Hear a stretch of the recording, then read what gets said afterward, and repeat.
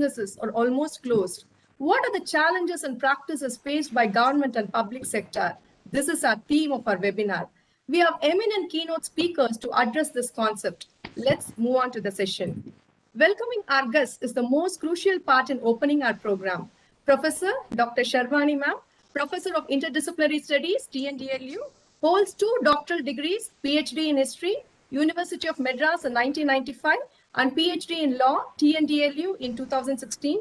With 2 decades of teaching and research experience in the university, Professor Sharvani has authored 5 books, conducted many national and international conferences, webinars, and has presented more than 30 papers in both national and international seminars. Since 2003, she has been the editor of the newsletter of the Law University and also the editor of the Ambedkar Law University Journal from 2010. Apart from academic work, Professor Sharvani Ma'am served as a member in the Law University Syndicate, Senate, Research Board of Studies, UG Board of Studies, Director SOIL, Coordinator of Law Admissions for Law University courses and Law Colleges in Tamil Nadu. I feel proud to welcome Dr. K.S. Sharvani Ma'am, Professor TNDLU, Training Program Director, to deliver the welcome address. Over to you, Madam. Thank you, Deepa, for the nice words of welcome. Welcome, ma'am. There is little in life so reassuring as a genial welcome. So it's my pleasant duty to bid you on a genuine welcome to the one-day national webinar on lockdown impact on public and government relations, challenges, and best practices. This is the last one of the 3 programs, namely 2 webinars and a 3-day national training program jointly organized by the Tamil Nadu Dr. Ambedkar Law University and the National Institute of Disaster Management and the Ministry of Home Affairs, New Delhi, in the month of June 2021. The first webinar was on 16th June. The 3-day training program was from 21 to 23 June. And today we are on 28 June, we are having the final and the last webinar. So at the outset, I feel privileged to welcome the patrons, Professor Santosh Kumar sir, the Vice Chancellor of our university, and Major General Kumar Bindan, Executive Director in IDM, New Delhi. Welcome, sirs. Support matters a lot to us. So we are waiting for the chief guest. Once the chief guest comes, I'll welcome him. But at the same time, I would like to tell you that we are going to have Dr. Alby John Varghese, IAS, District Collector, Tiruvallur District, to come here as chief guest. Sir is held up in administrative functions and he may come anytime. So when he comes, it'll be right on our part to welcome him. I extend a warm welcome to the Registrar of Tamil Nadu Dr. Ambedkar Law University, Professor Balaji, my colleague. I sincerely welcome my colleagues from our university, from other law colleges, and from other arts and science colleges, our administrative staff, and my dear students. I welcome our IT team led ably by the university librarian, Dr. Ashok Kumar, and supported strongly by Mr. David. I warmly welcome Dr. Ajinder Valia, Assistant Professor and Coordinator from National Institute of Disaster Management, for all her support. Welcome, Madam. I welcome Mr. Karpur Sundar Pandyan, young professional from NIDM and co-coordinator. Welcome, sir.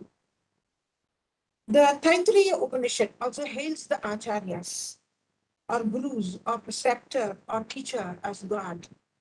Acharya Devo Bhava. Today's speakers are also gurus in their own right. They have come to share their knowledge with us.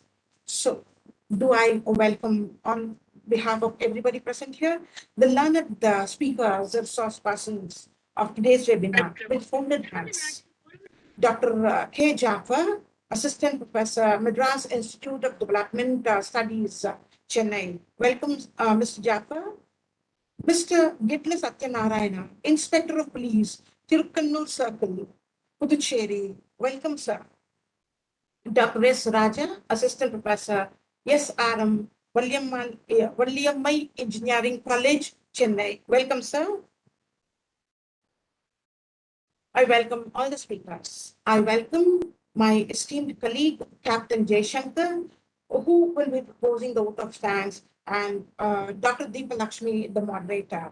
I welcome Mr. Rakul Raghu, coordinators and co-coordinators, Dr. Deepa Lakshmi, Dr. Varalakshmi, and Dr. Vishwanathan.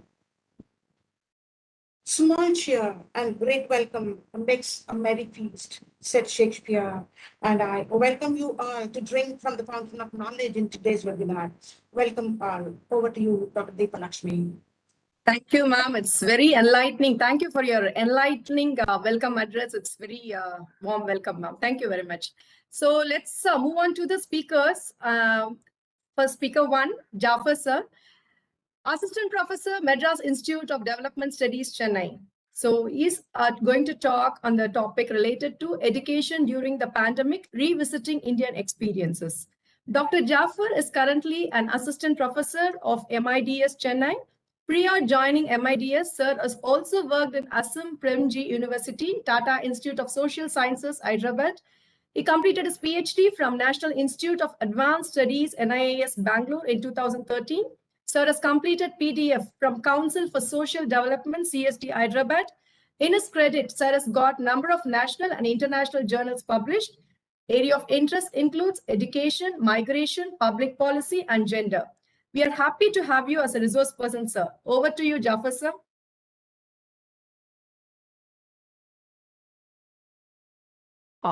Thank you.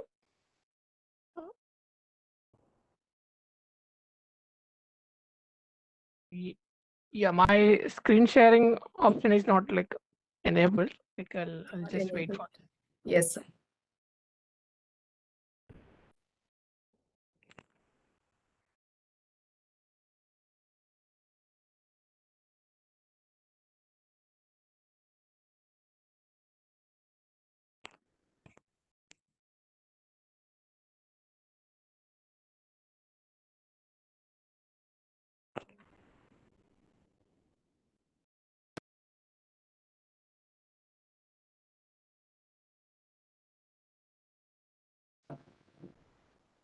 Sir, you can share, sir.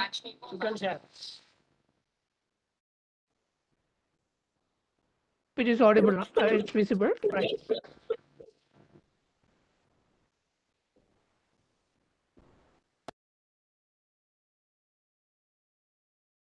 Okay. Very good afternoon, everyone. I'm like extremely happy to join this meeting, and like I'm very excited to like share some of the points and also to listen from you, like as an audience and as a students and teachers also. So primarily this talk, I'm trying to reflect some of the issues which like partly it has been part of the larger research work I've been engaged in, and partly some of the issues like that has come up in the context of this current pandemic. So it's not like a kind of the review part is like taken from like global or the Indian larger Indian context, and some of the data being like presented as a part of the work I'm currently involved in it. And so like it's basically a work done with the government of Tamil Nadu. So it's like locally it is more relevant to share, engage with it. At the same time, it is like yet to be confirmed that the government has to give us the permission to circulate it as a final thing. So I'll start. Okay.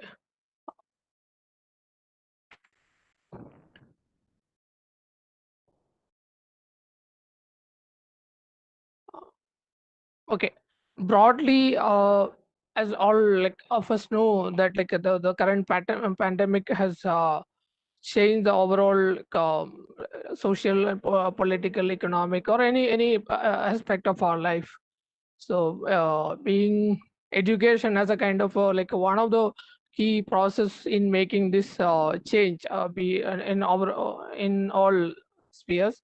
So this will have a kind of a multidimensional kind of impact, and we can see this like from strictly from educational point of view, also plus from other perspective, the way this is being affected. One of the major issues if we wanted to take it in a simple term, what is the single most factor that has like come up in the context of education. Basically, the closure of educational institution, be it a school or preschool or colleges, university, or any level, that has like made some sort of an alignment as a kind of a dramatic shift in the way we engage with education, the way we sort of like assess education or the everyday practice within the larger educational sector. So, depending on the level, the difference in the level of education and the nature of education, and also streamlining or the subject or the kind of profession, all those things, like depending on those factors, the impact of this pandemic or this tectonic shift will be reflected. For instance, like the preschool education, we still have not opened it yet, or even most of the primary level school education, we have not opened it. But at the same time, at like a 10th exam or like a higher secondary level, a final exam or a degree or a postgraduate exam, we have opened it. Within that also, it exposes the kind of a complexity or the sort of like a weakness what we have in, especially in the areas of higher education. Some of the institutions have managed it smoothly, per se. If you consider national institutions like IITs, IIM, or even like many of the good like state-run education institution, autonomous institution, they in a way they have managed this like a rampant shift in a very smooth way, or the transition from the traditional classroom learning or teaching exercise to the virtual learning or classroom was very smooth. Like even then, like a beam, if I reflect as my own experience, like even there, like a big institution with all kind of infrastructural support, even there there are like fluctuation, there are disruptions. Like it's very natural to see even suddenly you getting an email from the students are like my internet is not working, I can't write the exam, or like teachers sending email to the students that like my internet is not working, so today there is no class. So it has made us to sort of accommodate it, or in a way to anticipate issues which were like never been kind of like in our list earlier. So if we go back, like there are like yeah, other than the pandemic, we have been like exposed to a lot of other disaster, either natural disaster or even like other kind of like epidemic outbreak and all.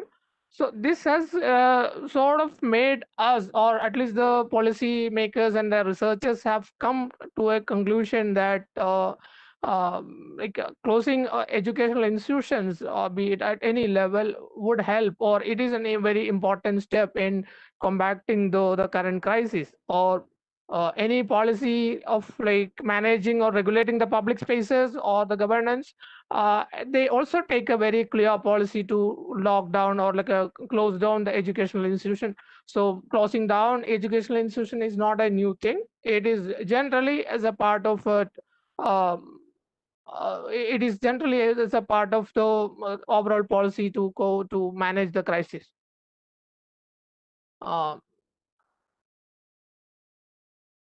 yeah, in a single word, like if we wanted to describe it, what has done to the education, it has changed the way educational sector function, and the way students learn, and the way teachers teach, or even the way like the larger crowd, general public, including parents, engage in students' education or the children education. If we again wanted to single out the kind of issues what we have been hearing on a regular basis, these are some of the issues. Like the primarily the digital gap and the inclusion and exclusion of people, the priorities of choosing a particular domain or the mode of teaching or learning as a larger policy in the state, that has been very crucial. And another thing is that most of this online thing or shifting to the online platform or a digital thing, it's not just a neutral thing.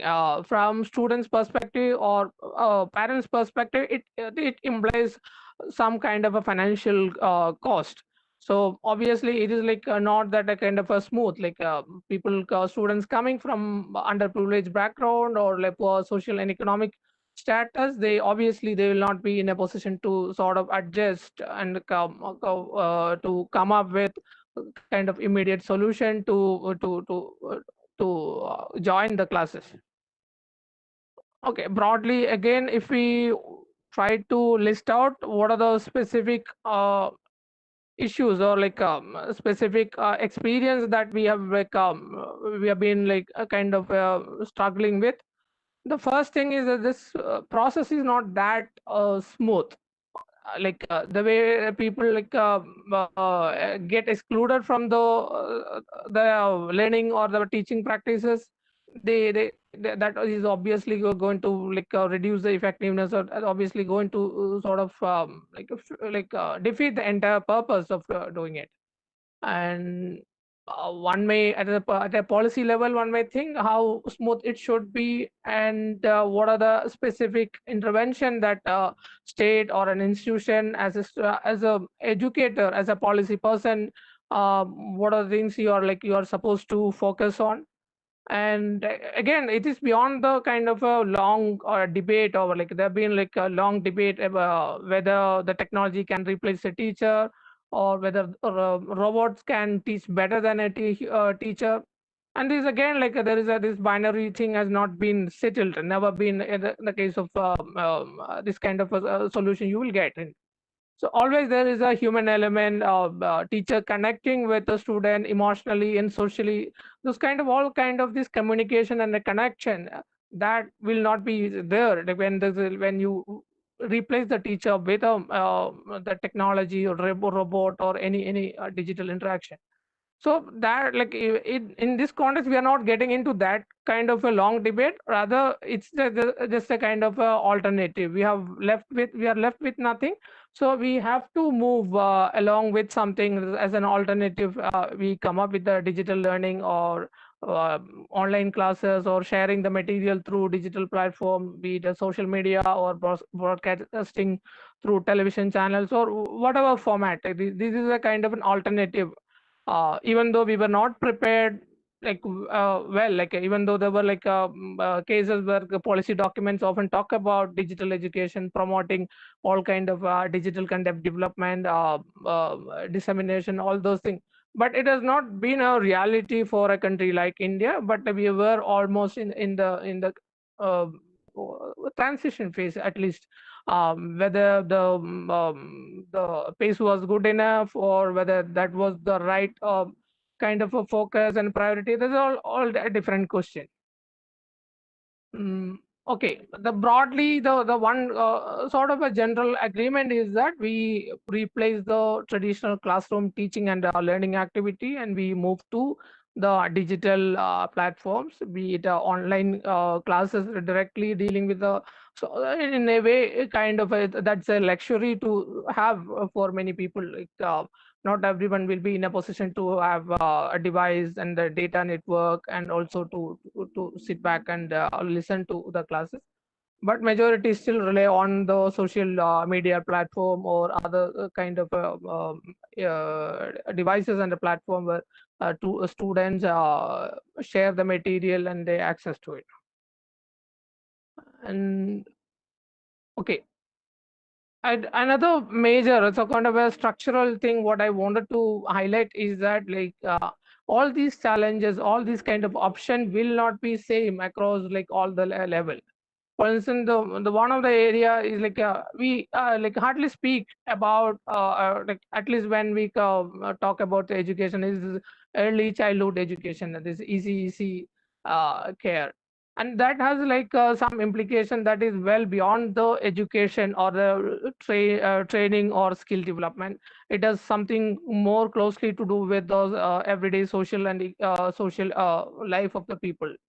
And the other side of basically school education and college education, in a way, is generally we talk about, and those concerns are widely discussed. Some of the policy intervention has been already there, and in a way we have been lucky to have kind of a sort of fair way of addressing it.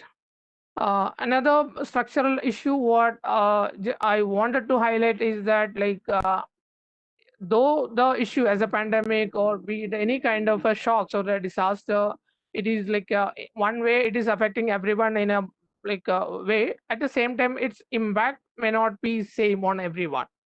So that is what we call the differential impact of any shock, or like be it a natural disaster or the pandemic like this. The impact will be different on different people.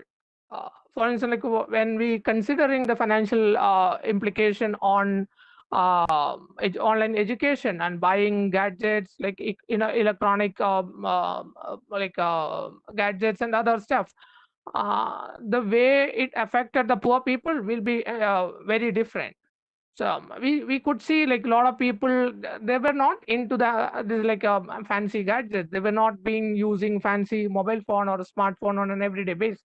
But only because of the online classes and the current pandemic, they are being forced to purchase maybe 10,000 rupees worth smartphone. Like otherwise, they are not making any profit. They are not making any money out of it, or otherwise, it is a kind of a luxury stuff.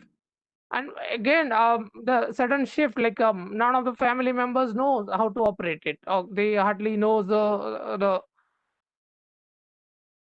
I don't know, like I'm getting some this admin messages and all. Like, can somebody disable it? It's covering the screen. Okay. Okay, if I go back to the first point, if we take the preschool children, and a huge number of students, like they are relying on the midday meal scheme, or the kind of support and the welfare scheme that being distributed through the schools. And now, yes, obviously, some of the state governments have taken initiative to distribute the basic items like food items to the household, and whoever having students studying in the government or granted schools, they are they are having access to those food and the dry ration and other items. At the same time, still there are other cases where the access is very limited, especially when people move, and the people are not staying in a particular place on a regular basis. So similarly, there are people who find educational institution and a space for their as a dwelling place, and there are a lot of people, homeless students. They live in the government hostels, or they use the government supporting system to live their regular life. And similarly, there are other issues like regular health checkup, or there are and at a higher level, there are people look at many people who have taken the educational loan. Like many of them are now facing the crisis, for different reason, their repayment schemes and other things are very not very clear, and they're trying to sort of see what is coming next. Okay, the other thing again, like the marginalized people, as I mentioned, they will be hit the most in any kind of disaster.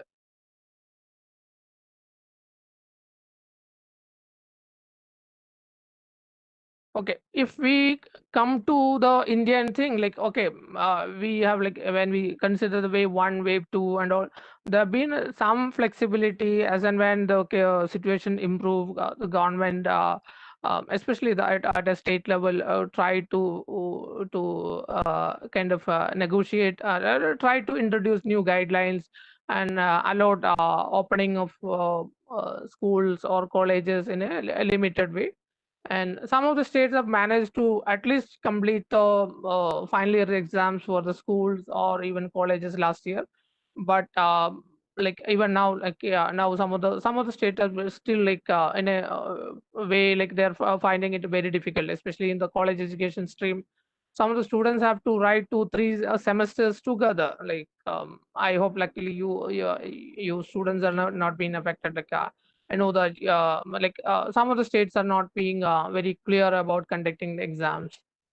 So we, in a way, we are not. We have 1 year experience. If we sort of revisit that 1 year experience, still we have not we are not with any kind of a clarity, because at least one of the current 2 years of academic year, we are not able to tell what exactly the fate, and there's like a pandemic generation, the one who is passing out or graduating these 2 years, and they're like, okay, there's like in the market also, it's quite vulnerable for them, job market placement, or the way transition from lower level of education to higher level goes to. So these are all these uncertainties are there.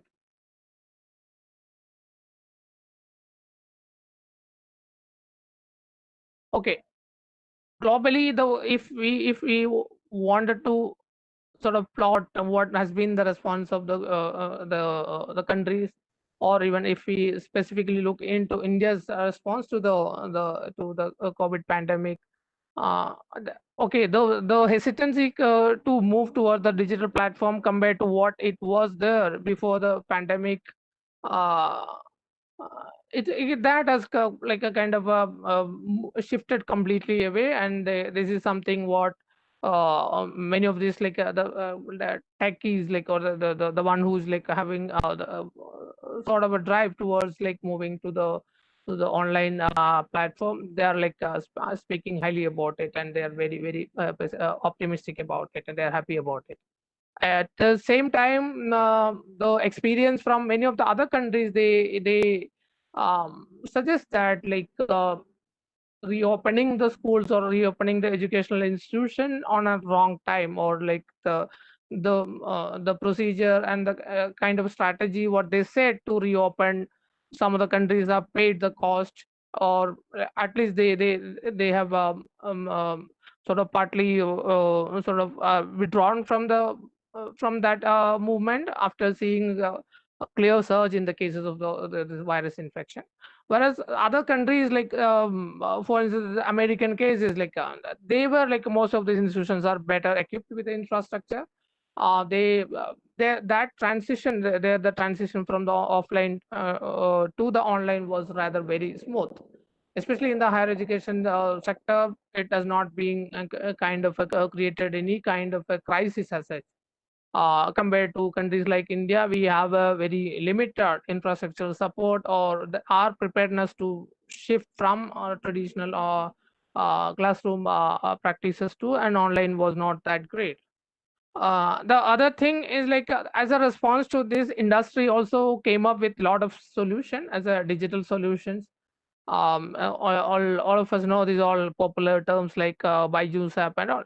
Like in some sense, they have initially offered some kind of a flexible payment, or some of them gave a kind of a free access to their services for a very limited time. But at the same time, the kind of thing, like just any marketing strategy, there have been the cases are that it is not good enough, or it is not sufficient for any student to kind of rely on this free material. That is the reality. The other thing is that at a local level, different state government has sometimes tried to negotiate with some of these agencies, and in some cases government have wanted to have their own online teaching or learning platform dedicated to that government or grant-aid institutions. That is in a way more promising, or more inclusive, compared to what we have seen in the case of popular mods. Yeah, if I think time is going up, I'll just quickly go through some of those issues. So one of the forefront issue is that a digital divide, the access to digital content, or a digital platform, or even classes. There is we globally, or even at a national level, or even if you take it at a local level, there is a clear disparity between the rural and the urban area. Urban areas are relatively well connected compared to the rural areas and remote areas.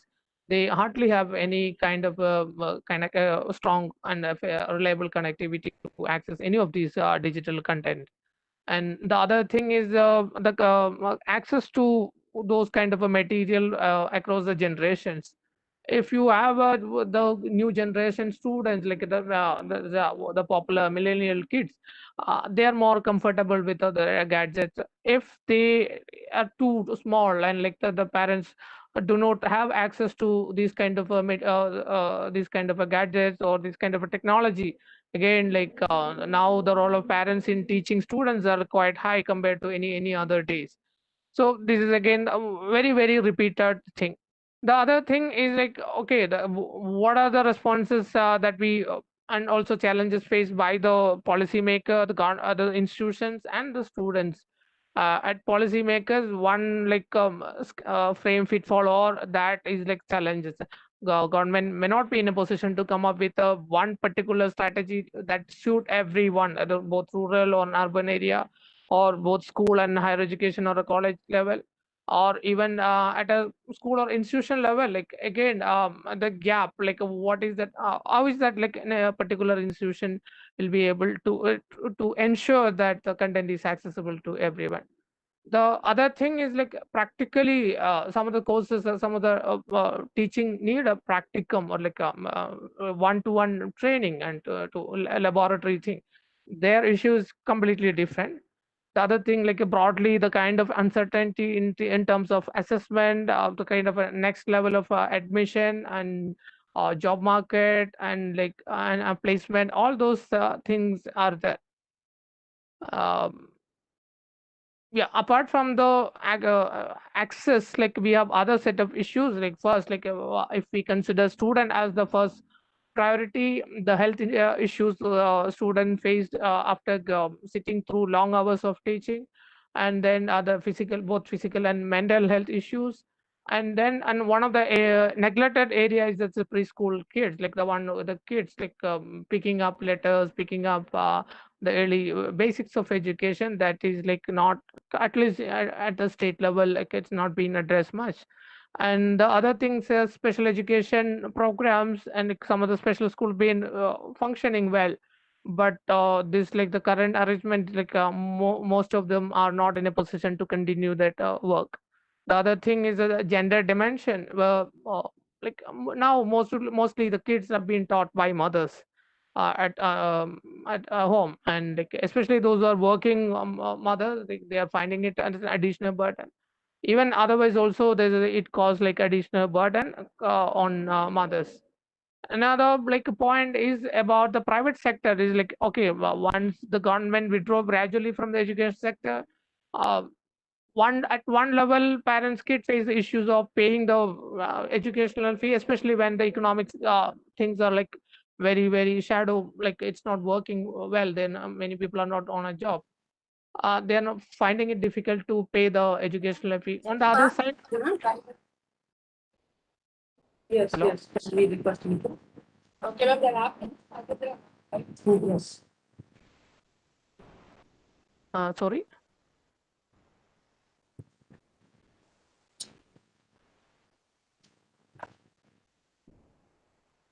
Uh, Hello.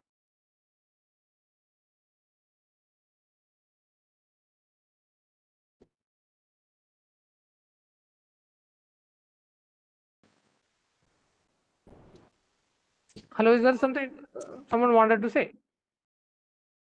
No, sir, the like speakers are given 20 minutes each, sir, so that other speakers can also come. Thank you. Okay. Okay. I'm just concluding it. Okay. Yeah, these are like okay. So many of these people, the one who's like running a private school, even at a low cost, they are finding it difficult to run the school in a way, like when students withdraw, and they are finding it difficult to collect the fee from the students. So it is not a one-way thing. Both students and the parents also find it a difficult one side. The other side, running a like a low-cost private English medium school, especially, that has been very effective in the larger south. So that is going to face like more challenges. Okay, this is one of the result taken from one of the recent survey we did, that have been part of that survey in Tamil Nadu. We have conducted 3 rounds of panel survey. It shows that like quite a bit of the student who are not like close to half of them are not accessing online education, within Tamil Nadu. Okay, and we have different reason why these students are not accessing the education, online education. And at least in the early phase, like many students reported that at that time educational institutions were not conducting online classes, but the situation improved. Like, some of them started online teaching, and some of them reopened the educational institution later. And other common thing, like what we should worry more about is like about the larger connectivity issue or the financial implication that like many of them find it difficult to buy electronic gadgets or find it. And again, another option was like this Alby TV, the broadcasting. That was one of the like popular terms, like many people recommended that also, like the device had some defects, or they were not like well aware about the programs or the schedule of the classes, that again made them to miss those classes. And yeah, this is again sort of highlighting the difference between the rural and urban area. Primarily, the television was used as a kind of a major way to access the online content in the rural areas compared to the urban area. Uh, yeah, these are some of the kind of a common points. Generally, like again, there are like other issues like related to online classes that also exposes a lot of issues both at the learning side and the teaching side. Some of the ethic or even the like even the general concern that like we should address. I don't get into those details. Yeah, at a maybe as a while I'm trying to conclude this thing by this slide. What should be the effective policy, the right policy for intervention? And at the outset, my first point is that like can't come up with a single line of like just like a national strategy. This should be the single strategy for all the states. Rather, we should come up with like a kind of a combination of state and the national specific policies. Given that country like India had a like huge diversity in terms of geography, in terms of population, in terms of like their other cultural aspect, or even economic status, all those kind of thing, like we should consider while drafting a kind of a strategy. And in a way, and each state should be in a better position to develop and come up with specific strategies to address like the most pressing issue at their end. And they also should be in a position to utilize their capacity to address. For instance, some of the states have better tele density, they have better telecommunication network. Some of them have distributed free television, some of them have distributed free computer tablets, and or even laptop for the students. So those kind of earlier prior strategies or those schemes should be like brought into the strategy, and that way they should kind of come up with a kind of intervention that make use of those existing infrastructure and that building blocks.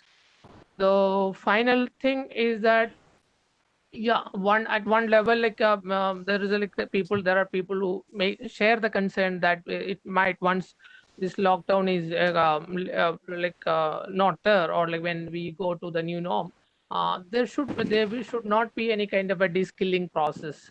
In a way, we have moved quite a bit very progressively towards streamlining the entire education process into the digitally driven kind of an exercise. Once like our schools and colleges reopen, we should not like forget, or we should not throw these things like into the dustbin, and like we should continue using them to the best, and like we need not replace it. This is one concern generally being shared by a lot of educational policy people. The other thing is again like just like the practices, just like the technology, we also should continue the pedagogy. People have come up with something, a term called pandemic pedagogy. It's like basically as a combination of all kind of effort that we follow in terms of promoting the education. So this pandemic pedagogy should continue, and it's a final thing. Whatever weakness that has been exposed during this pandemic, what is the crisis, that in a way we should treat this as a kind of a window for learning and equipping ourselves to combat, to come up with better solutions. And any crisis is should be treated that as a kind of that a learning window. Yeah, I'll stop it here.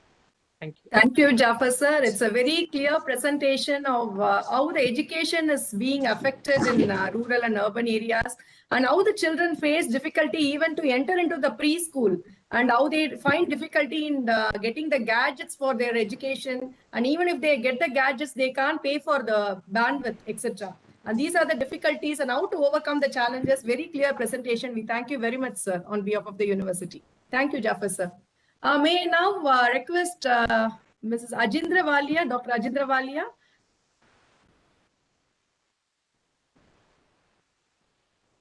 Madam Ajindra Valia is there? Yes. Yes, Good afternoon, madam. Good afternoon, ma'am. Welcome, ma'am. Yeah. So I'm sorry to interrupt the speakers in between, but again, there are some major technical glitches from my end, and hence I am not able to join, continuously. But on behalf of National Institute of Disaster Management and the Tamil Nadu Ambedkar Law University, I welcome all my dear participants, as well as the delegates and the wonderful speakers for this webinar on lockdown impact on public and government relations, challenges and best practices. And as we all know, even before I start, our patrons, Professor N.S. Santosh Kumar, Vice Chancellor of the University, and Major General Manoj Kumar Bindal, Executive Director, NIDM, I thank them for their support as well as their guidance to conduct all these kind of initiatives. And Professor Dr. K.S. Sarvani, who is always there to give the directions and to lead the webinar in such a enthusiastic way that we are all always keenly interested in what's happening around. And definitely my Dr. K. Jafar, I just heard him right now, and very wonderfully spoke about what was the challenges of education during this pandemic. So thank you, Professor Jakar, and we look forward to listening to Mr. Gidla Satyanarayana and Dr. Raja from Valiammai Engineering College, Chennai. So I welcome all my speakers and the participants to this webinar. And definitely, this lockdown has shown us, it has thrown so many challenges on to us, Even in the first wave, we saw the migration-related challenges where there was an exodus of people, going from the urban areas to the rural areas.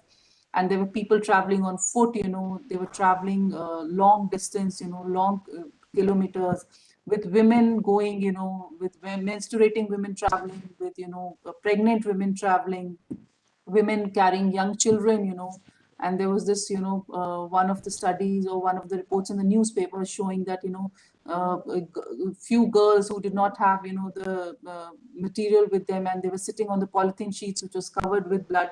So there were a lot of challenges that the lockdown threw upon us. And associated with this migration challenge was the livelihood issues, that crop up. And even right now, we have so many agencies coming up. The numbers are staggering, how many jobs we have lost, how many jobs we have lost in the formal sector, the informal sector on which our Indian economy relies is totally, is not in a good position right now. And the major players, they will be able to continue for a longer time, but the minor players in the Indian economy will have a very, very difficult time. So it's one of the major challenge that the lockdown has thrown upon us. Gender participation is further expected to decline because men are coming back from the rural areas to the urban areas, whereas women and children are staying behind.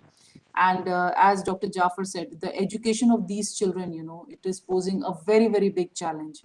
So not only the digital divide, but there are so many issues. Imagine one can imagine entering the first year in college, for graduation, and 2 years have passed by. So suddenly you are in the third year. Whereas when you enter a college, it is a lifetime of memories you collect. You make it lifetime friends for yourself.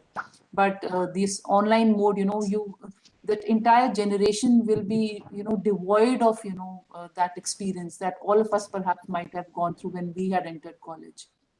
So, sometimes, the losses cannot be measured in the quantitative, losses are so qualitative that it can impact a lifetime, and they're not always quantitative. So livelihood issues, migration related issues, education related issues, issues regarding the differently able people, and the more marginalized community, like we are going to talk about the transgender population, what has been the impact of lockdown upon them. And amidst everything, the best practice which I always recall and which I always which I discussed with my participants is that Tamil Nadu was the only state, during lockdown, they allowed the service providers of, the differently abled population to commute. So this was, one thing that stood out, that, amidst the entire rigmarole that's happening, or entire situation, that there are some best practices that can be picked up from the state of Tamil Nadu. So, and, even for, apart from the lockdown, the vaccination, there was this newspaper report of Mr. Gagan Singh Bedi, who had allowed that the vaccination of differently able people, it can be given at their doorstep. So a few of the best practices we can pick up from the state of Tamil Nadu itself. So I would actually like to thank all the speakers and the Tamil Nadu, Tamil Nadu Dr. Ambedkar Law University, Chennai, because they have really organized this webinar, at the right time, and on the right topic regarding what has been the impact of lockdown. And I'm sure we are not even able to gauge the entire impact right now. It is still going to take some more time before we are able to gauge the entire impact. But anyways, I look forward to listening to my speakers, Mr. Gidla Satyanarayana and Dr. S. Raja. And I hope, that I learn from them a lot along with my participants. So thank you so much. Thank you, Madam. Thank you, Dr. Rajendra Valia, for wonderfully coordinating this program with Tamil Nadu Dr. Ambedkar Law University.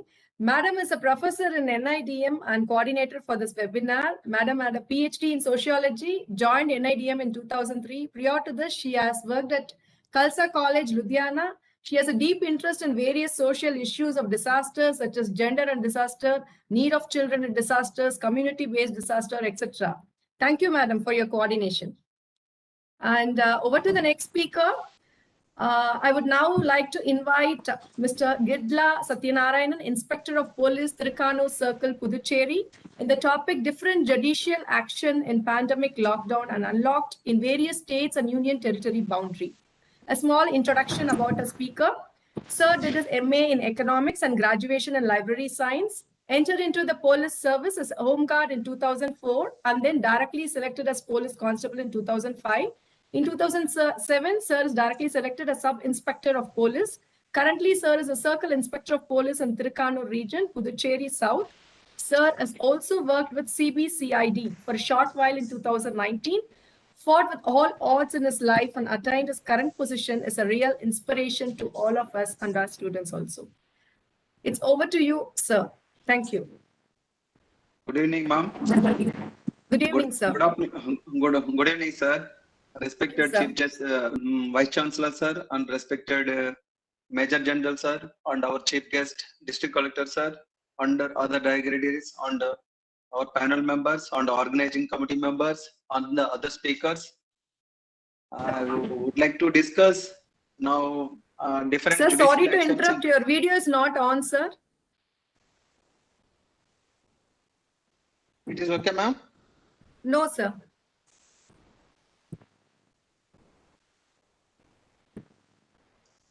Okay, ma'am? Yes, sir. Thank you. Sir, kindly wrap up your speak to 20 minutes, sir. Thank you, sir. Sure, For other speakers. sure, Thank you, sir. Thank you. Yes. Thanks for understanding, sir. Now I would like to discuss about the different judicial actions in this pandemic situation, either lockdown or unlockdown within the states and the territory boundaries. Because of I am working in the Thirukkanur, it is a adjoint area of Tamil Nadu and Puducherry. I am the border of the northern state of Tamil Nadu, that is called Viluppuram district and Puducherry. By practically, I am in field. What is the difficulties facing by the police officers as well as the law executive officers and some other departments that like revenue and disaster management department. They're facing so many difficulties, ma'am. Because we discuss about the MHA guidelines and the SOP. After that, the 144 orders issued by the concerned district collector. But the practically, what are the difficulties faced by those who are execute the same orders in the on field, ma'am? It is entirely different, ma'am. We simply SMS wearing the mask or keep up this sanitization or they maintain the social distance like that. Several norms, COVID norms and best practice are issued the SOP, ma'am. But by practically, in what about the Indian population? What about the migration? What about their financial status? What about the entire evil, the most evil of India facing in the poverty concerned? It is a very difficult, man. You never provide a single mask to any individual. But if they got the 10 rupees, they can surveil the one family in at least morning breakfast. Such much of poverty in the poverty basis in not only Puducherry, our entire nation, ma'am. Even migration labor, they work, madam already. Ajendra Valia madam already discussed about these things. What is the difficulties faced by the migration laborers? Even students, what are the difficulties faced by our Jafar sir clearly explained that things. But as a police officer, I am in field, ma'am. The left side belongs to one road that called is Thirukkanur. Almost 42 villages depends upon a small market. It is in the variation. It is just a distance of 500 meters only, madam. It is half kilometer distance. Almost 42 villages. 42 villages, the most populated area. They depends upon only that market. The left side belongs to the Tamil Nadu, right side belongs to the Puducherry. It is very difficult, madam. If I can close the main border when the Tamil Nadu or Puducherry, the entire nation can declare the lockdown means no issue now. If the state, the Tamil Nadu can declare the lockdown in Puducherry free from lockdown, that time the Puducherry, there is no natural resource except that liquor selling and some other tourism aspects. So most of the tourists come from Tamil Nadu to Puducherry. When the Puducherry became free from the lockdown, the people from Tamil Nadu as well as Karnataka, they come to the Puducherry. In border, we completely blocked, ma'am. That time we were checked the only just temperature or the screening of the just only temperature. Then only we can register, note down their names and addresses. Whether they are infected or not, we don't know, ma'am. Even most of the police personnel affected in this situation. Several videos are viral in this regard. The police can beat at these or assaulted the general public when they are roaming in and around the. But in practical, some people appreciated the police people and the doctors also they appreciated. But real field workers in the real field, that constable or some other home guards and some other, especially Puducherry concerned, ma'am, the beat system is an extremely good one, ma'am. Even better than the police officers, the beat is directly intellectual and we never provide any beat system, ma'am. Now is policing is entirely different. The earlier policing means they having some moral fear and you behave like a rude manner. Sometimes we catch the criminals like that, man. In lockdown period, our nature of duties is entirely different. We pray for them. We are creating the awareness among the general public through megaphones and mobile phones. We arrange the public order systems. We arrange some coordination meetings with the market yard people and some other industrial laborers. We can provide some kind of CSR schemes like that, ma'am. Those who are affected in migratory labor, so there sometimes management not provide the shelter and food, madam. That time we directly go and discuss with the management and providing food and shelter, whether they really provided or not. Sometimes the laborers having moral fear, they are not going to complain against the management. Then our constable we sent to directly there, and he intellectually to that migration labor, whether management provide the shelter, food, or some other emergency medicine facilities. because we only focus on the implementing of the law and some SOP, ma'am. But real practical situations is entirely different on the field. That time, we as a human being, we are not behave like a police officer at that time. Even judiciary also, even judiciary give us certain norms. If we caught the criminals, either murder case or rape case or POCSO related issues, we caught the accused. Immediately, we obtain the that COVID screening test. After getting the result, only produced that criminal before the concerned magistrate. Such kind of issues issued, direction given by the judiciary, ma'am. If anybody, in case sometimes they not wearing the proper wearing of mask, sometimes they come without the pass, e-pass during lockdown. That time we simply give the challan, execute the challans. Sometimes we verbally warn them. Sometimes we provide the free cost of mask from we getting the CSR schemes. We requesting the general public, so sometimes industrialists, sometimes some good people may be provided. NGOs also supported us. So we were conducting call the NCC students do like a emergency war situation, like a bio war situation. We express the our thoughts. What is the motive of this kind of behavior towards the general public? First of all, we educate them that the NSS volunteers and the NCC students, some other private security agencies we procure from the. This is all directions given by the our respected ADGP, because he belongs to Tamil Nadu. His name is Anand Mohan, IPS officer. Since he is working in 2003 as a SSP L&O in the Puducherry, so he knows what is the geographical location of and the culture and economical tradition of the Tamil people. So he can give a clear-cut direction. Since I am actually native belongs to the Andhra Pradesh, so I know what is the situation in AP, what is the situation in Kerala. In Puducherry consent in 4 regions. 2 regions, Puducherry and Karaikal in geographically located in Tamil Nadu, and Yanam in the Andhra Pradesh, and Mahi within the Kerala. So we all most of the police officers, those who are posted in the Tamil Nadu, belongs to Puducherry. They knows the culture and tradition of 3 states. So we easily understanding what is the scenario going on, what is the happening in our mother region, what is the happening in Kerala. In the Kerala government, they give a extremely supported. They conducting most, they providing ration to the door delivery like that. In Andhra also, the recently newly recruited one CM also, they are doing some good things.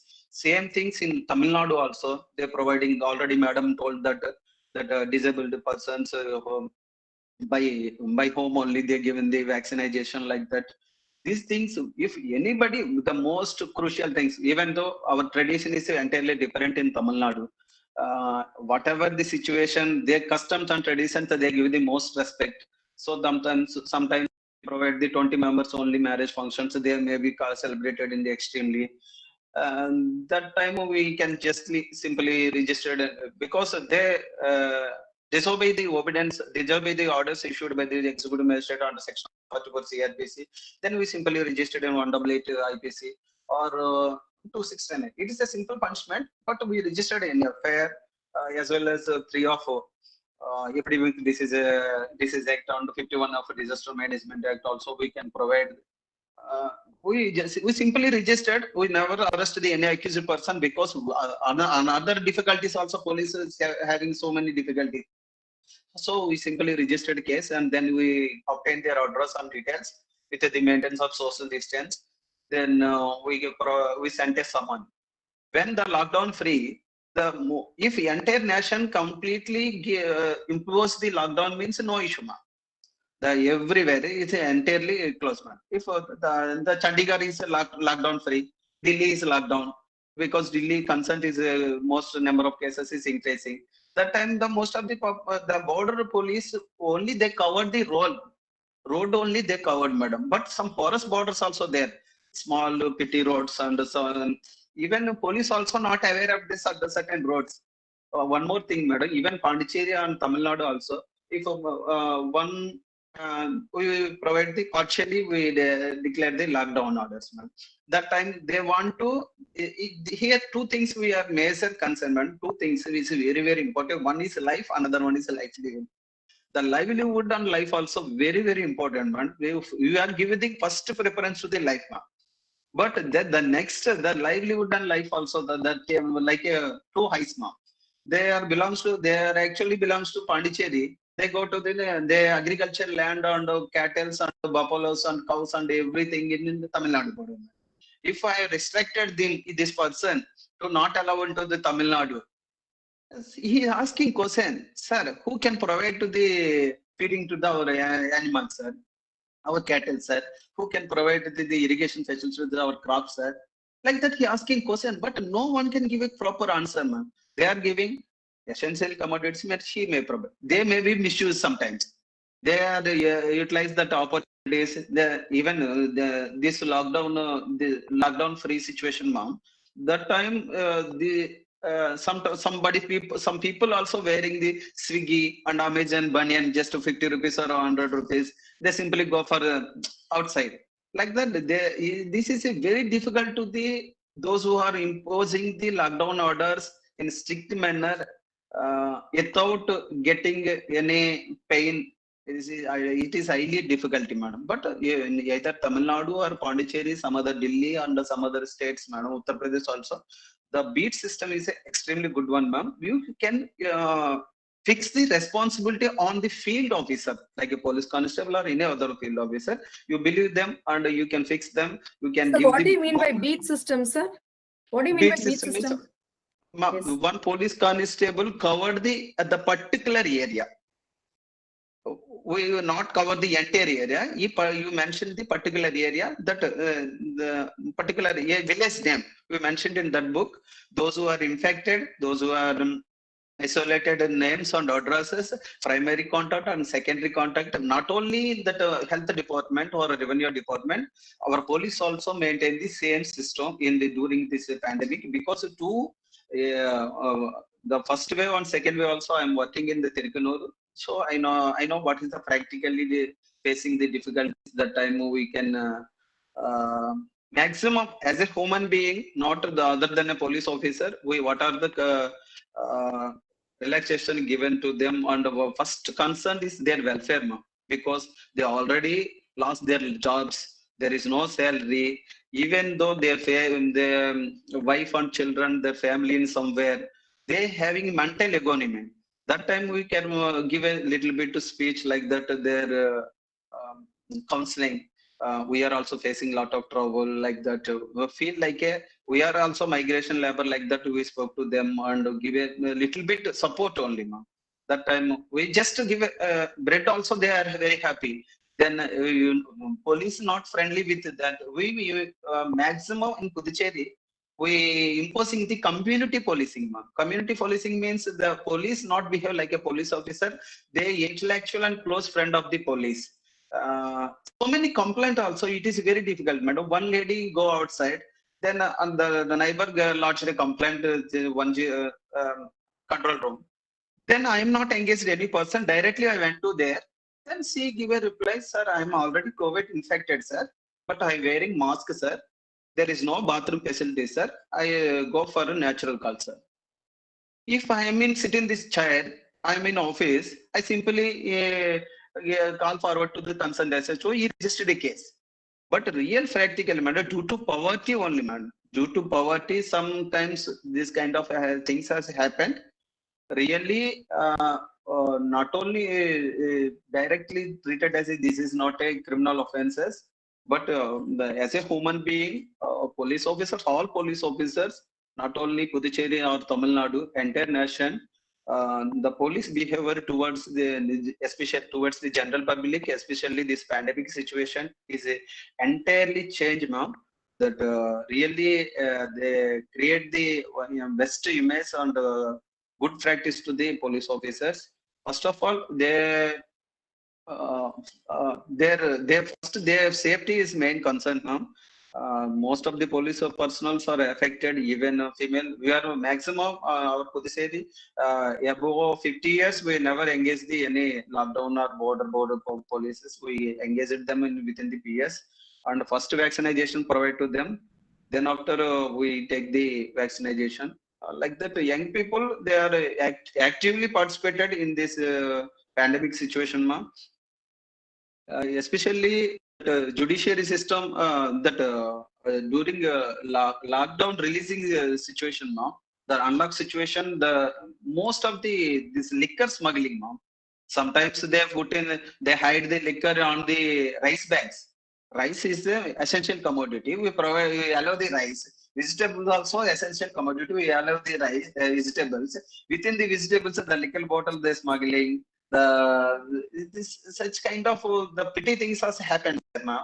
Actually, where it is lockdown free, that time the lockdown area getting from the lockdown free area now. That kind of the incident happened in our area. That time news also published in the local papers to create the awareness among the general public. This is not for police. It is for your safety. Like that, we can provide the announcement on the awareness programs and issue the pamphlets. Really, this is not affected in Puducherry or Tamil Nadu or these people, that people, or private or public or students or employment. Everyone, man, everyone with not only my concern, and everybody knows, not only India, that even highly developed countries also they're facing a lot of troubles. The main thing, ma'am, that awareness among the general public is the most important. At the same time, the government also come forward to provide the essential commodities. Like essential commodities means that the necessity means that at least like a mask and sanitizer, you can provide the BPL, below poverty line people also. Maximum those people getting, no one can depends upon that these things, ma'am. But even though when they come out from the necessity of emergencies like that medicines, that time you can give this some relaxations in SOP also. But there's sometimes they misuse it. There's the same guidelines also. Really, this kind of programs conducted by the Dr. Ambedkar Law University on the National Disaster Management in this situation, really very good for not only me, that students, those who are in this platform, our listeners, and our participants and the students. Really, it's an extreme one, ma'am. They learn so many things from the our speakers, especially those who are getting this kind of programs. Extremely good for life, because the act and reaction, the act and react also, the public is very important, because that acts imposed by the for the purpose of welfare of the public and health and other issues aspects. In that, the government also issue the certain standing operation procedures in Ministry of Home Affairs and the government of India and other state governments also. Really good one for this is treated as it is not a pandemic, it is a war situation. War situation, we don't want to beauty parlor or a pizza burger or a party, celebration of parties, birthday parties and some other things. So that thing understand by the each and every individual of the, as a Indian, we feel like if I infected in the COVID, if I infected means it is a curb with me only. That is the oath taken by the each individual. Then only they save the individual as well as his family as well as our nation. Really, it is a good thing for ma'am. I'm very thankful to sharing my practical activities on the practical difficulties. What is the nature of the police officer behavior towards the general public in this, especially in this pandemic situation. Really, I thank golden opportunity given by the great gentlemen and your organization committee and the panel members and our students. Really, thank you so much, ma'am. Thank you, Thank you, sir. ma'am. Thank you, Gidla. Thank you, Gidla, sir. Actually, we are most privileged and we are very happy. You're not only frontline workers, you're also helpers, your friends, etc., etc. Right? Not only in Varda, we have seen you. We have also seen in this Corona how you have mingled with our people and the citizens, and how we are moving with us. We are all very happy and we are all safe because of you. Thank you, sir. Thank you. Thank you. It's good opportunity for our teachers and students to know how the difficulties faced by the policemen in this. Thank you very much, sir. Thank you, ma'am. Thank you. Now moving on to the next speaker. Dr. S. Raja, Assistant Professor, SRM Valiammai Engineering College. Sir, brief introduction about speaker, Dr. S. Raja. Sir has done his PhD in Annamalai University, MPhil in Priest University, MBA, MSc, and postgraduate diploma. Sir has many memberships in Indian Society of Technical Education, Teaching and Education Research, AIMS, IARJC, Indian Science Congress, Madras Management Association, and he has published more than 37 publications with mainly Scopus Index and High Impact Factor.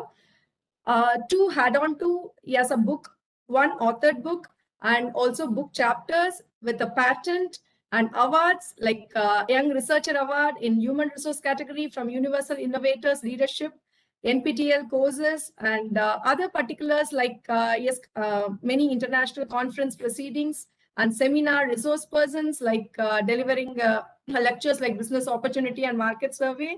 He's a Scopus author, Google Scholar, and yes, he is a man of academics. Yes, we welcome you, sir, on this webinar platform. Over to you, sir, Raja, sir. Thank you, ma'am. Thank you. And first of Thank all, you. I'd like to thank for the wonderful session which has been arranged by our VC, Tamil Nadu Dr. Ambedkar Law University, and National Disaster Management Director, Executive Director, and Webinar Director, Dr. Sirvani ma'am, and all the participants and speakers, Dr. Jafar sir, and Gidla Satyanarayana sir. I'd like to thank everyone and all the participants and various college principals, deans, and other faculty members, and my dear students, and thank you one and all. And I'd like to thank Ajindra Walia ma'am. She has listed out in an excellent manner what are the problems faced by the people during this COVID situation. And I'll go with the words of the Ajindra Walia ma'am. Okay, thank you, ma'am. And Jafar sir stated what are the problems faced by that in the education industry. We are also going with them, sir. And Gidla sir has explained what are the problems faced by that police personnel. Now I like to, my topic is the economic impact on COVID-19 on transgenders. I mainly focus towards that two things. One is the problems, okay, and recommendations. These are the major point I want to speak here. Okay, obviously we'll be knowing about each and everyone will be knowing about the what is meant by the transgender, what are the things, okay. But this is the platform I want to insist the problems, okay, which has been faced that. Okay, we are all having a very good financial support and we are enjoying a lot during the first wave, and the second wave also we are safe enough with the God's grace. But this is not happened in case of these people, that is marginalized people. Okay, and next thing is when it comes to a transgender, these people who are already facing a lot of issues, a lot of problems. This COVID-19 situation, which makes them move towards the end of the thing. That is the thing. Okay, in India, we have 4.88 lakhs as per that 2011 census. Okay, and most of them, approximately more than 2 million people, are worstly affected by means of this lockdown. Okay, with that social distancing protocol and travel restrictions, everything is made them to suffer a lot. Okay, it is these people who are facing which cannot be expressed by the words. Okay, they are facing so many problems. Okay, and this social isolation and lack of healthcare support, discriminations, and absence of daily income, everything made them to distressed. Okay, this is what happened in case of this transgender people. And I'll more focus towards that thing. First one is social discriminations.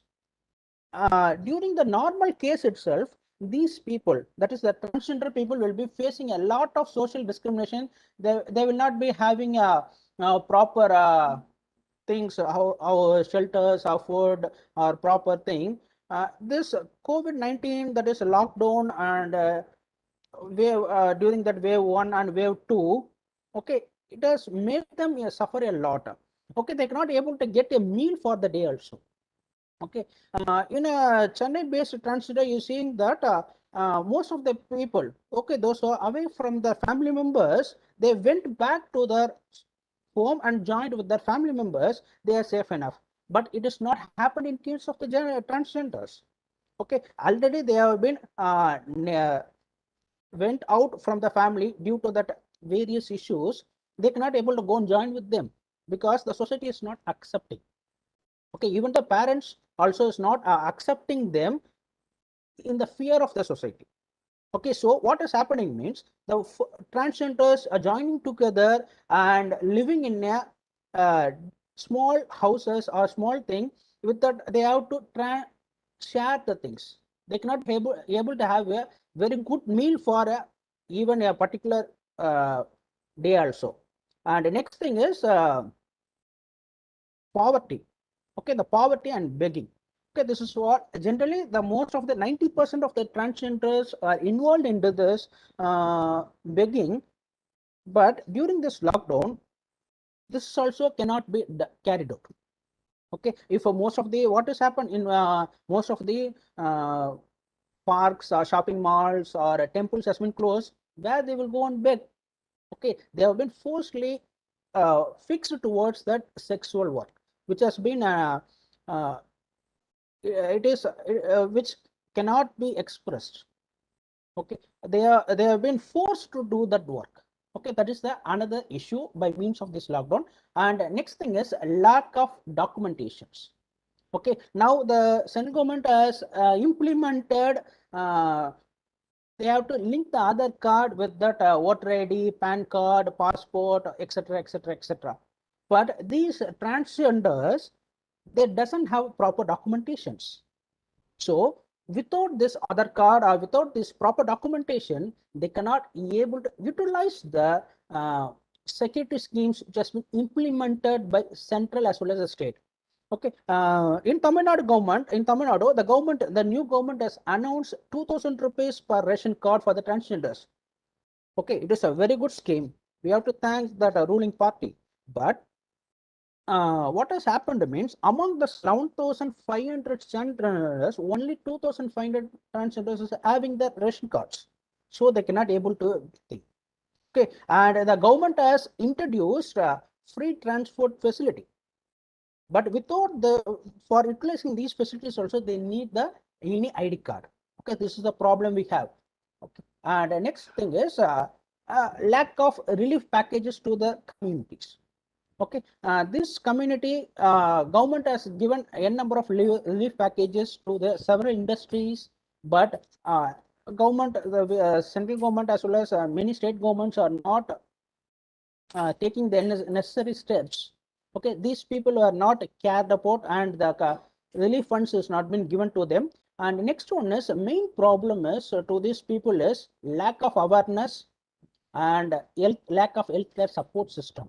This is the main problem. If you take this transgender people, most of the people will be, some of the people will be having that HIV positive transgender people. They have the high risk of getting the COVID-19 infection. And moreover, the living conditions and nature of work of transgender people expose them to the HIV. Okay, the HIV positive transgender people need that ERT, that is antiretroviral therapy.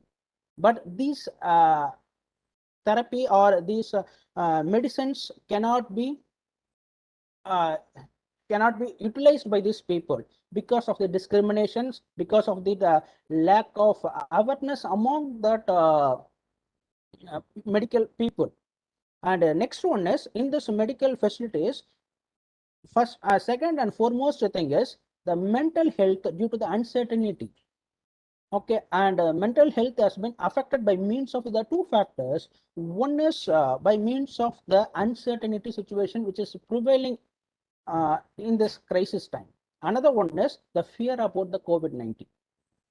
Okay, we are all having a very good financial support and very good knowledge about this thing. So we can able to protect ourselves with the means of double masking, and we can hand wash, and we'll be using the sanitizers, etc., etc., etc. We can able to prevent us from the COVID-19. Okay, we are all okay, but this is not in case of these transgenders. Okay, first thing is mental health has been affected without this hospital facilities, and second thing is due to the fear about the COVID-19 situation. Okay, this is the next thing, and it also increases the physical, psychological disorders to the transgenders. Okay, particularly this lockdown created a very big problem to the transgenders. And next thing is HIV risk due to the sex work. Okay, these people, these transgenders will be performing that shows, or in the marriage, they will be participating in the marriage functions or dance performance, and they'll be earning something for that livelihood. But this lockdown situation, this COVID-19 situation, this lockdown crisis, which has been forced them to carry out an illegal act. Okay, that that results in that risk of HIV. Okay, this is another problem we have. And next thing is psychological impact of low income and public behavior. Okay, and in some of the cities in India, it has been observed the posters. If you talk to the transgenders, there's a chances of getting COVID-19 situation. If you see them, inform the police or beat them. These are the posters which has been observed, and you will be noticed in the newspapers. Okay, this is the behavior of the public. Okay, this lockdown, as this COVID-19 crisis, creates a very big impact mentally, and the low income also has been closed. This is the problem we have. Then next thing is lack of online connectivity.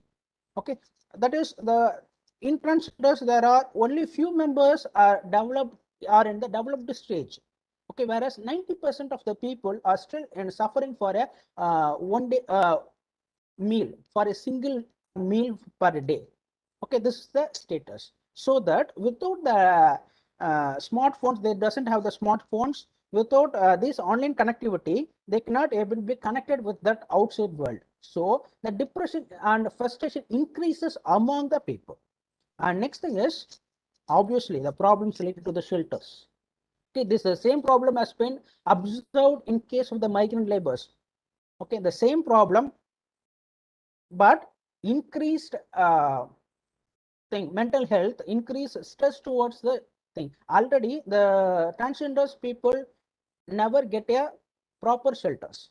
The house owners never give a house to that these people. They have to go in an interior place, and they have to suffer a lot for getting a very good thing. This lockdown worst the condition, increase the problem to this thing. Okay, that is the thing. Okay, most of the transgenders cannot able to afford that simple issues also, simple things also they cannot able to afford. Okay, so they cannot able to pay the rent also. That is the problem. So they have been kicked out from that by the owners. Okay, these are the problems we have. And next I have concentrated more towards the recommendations, what we can able to give. Okay, and if it is an eye opening, or if it is an starting point of the any discussion, okay, it will be very happy. I expect the listeners, law college students, research scholars, if you keep in mind, and if you are in future, if you are implementing these recommendations, or implementing any good suggestions or recommendations for the development of the transgenders, means it will be well and good. I request please the people. And major recommendations I give after after analyzing various issues. First thing is the transgender people need during this pandemic is they need that multiple set of people, such as help. They require the help from the government, community, healthcare workers, administrators, as well as from the NGOs. If all these people coordinately work, only we can able to develop them. Okay. And next thing is the media should create awareness among the people. the first and foremost thing is the society should get some awareness. Okay, by means of this awareness only, we can able to implement a very good thing in the minds of the people. If the society has get a very good impact about this transgender means, obviously the lifestyle, everything will be changed. Okay, so the media should create awareness and the media should give some voice. Next thing is the healthcare workers should be motivated to give the special attention towards the marginalized group. Okay, that is, if you are constructing a special wards to the transgenders or special hospitals to the transgenders, it will be more and more helpful to them. And in case of the counseling and telemedicine and specialty clinics will also help them to overcome these issues. The government and NGOs and policymakers, healthcare workers have to take care in order to help them. And next thing is, apart from that, the private sector people also should consider the difficulties about the situation, about the problem faced by the transgender people. If the private people are coming forward and ready to give the job means, the transgender community can able to develop themselves. Okay, the income will develop. Okay, so the private companies, the private sectors should reserve some part of the work to the transgender people so that the entire community will be get developed.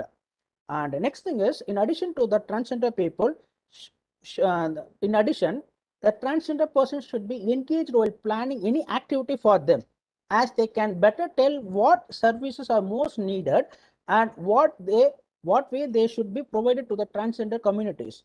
If the government is implementing any policies, they should include the transgenders.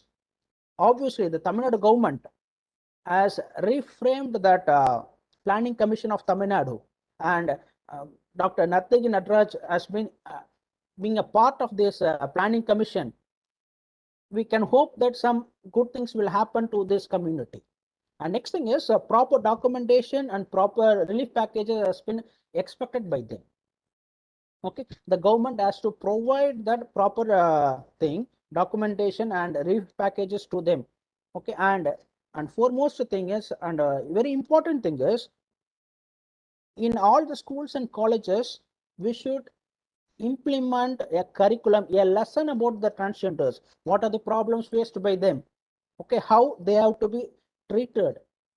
By means of these things, we can able to reduce the social abuses against the transgenders.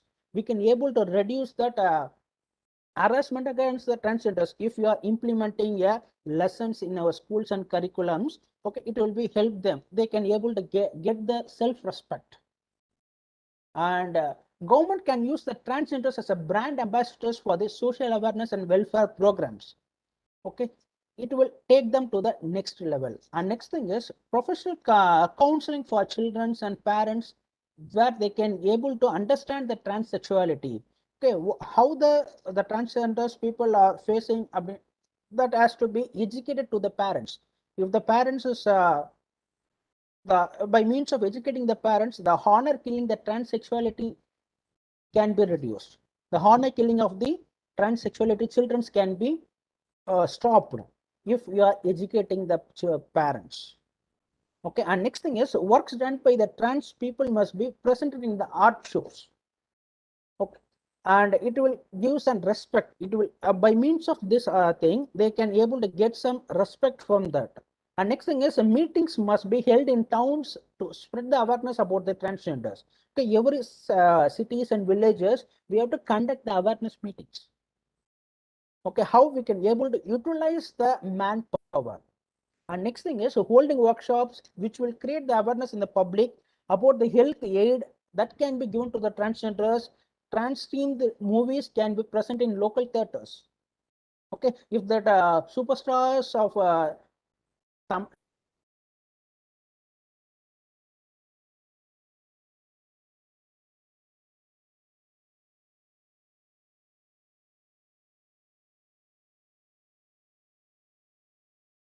There is some technical glitches in Raja sir. We'll wait for Raja sir for a few minutes because he's Yes, almost in the fag end of his presentation. participants, kindly bear with us. Just a few minutes.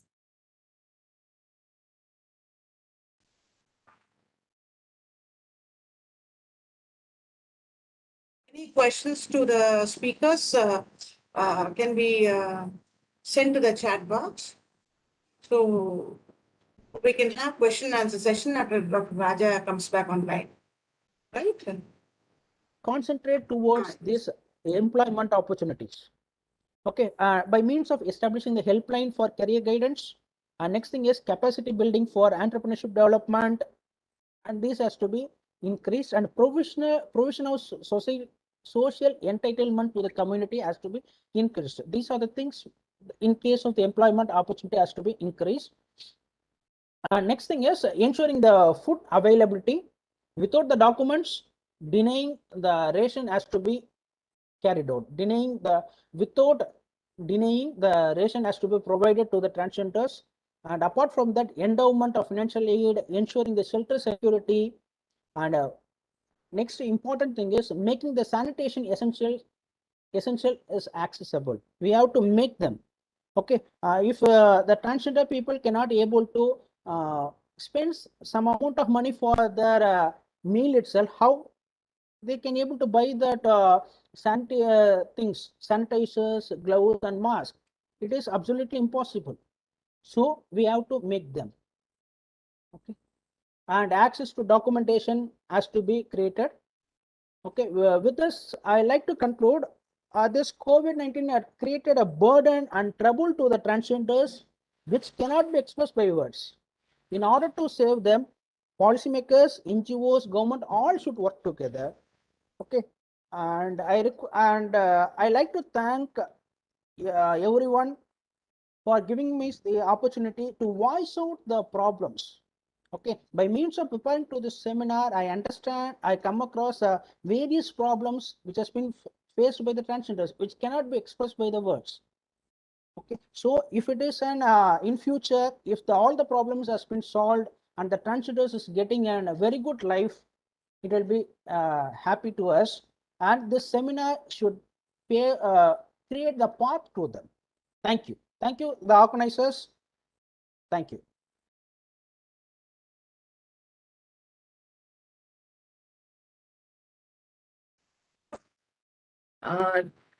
Thank you, Raja sir. It is very pleasant hearing from you regarding the transgenders.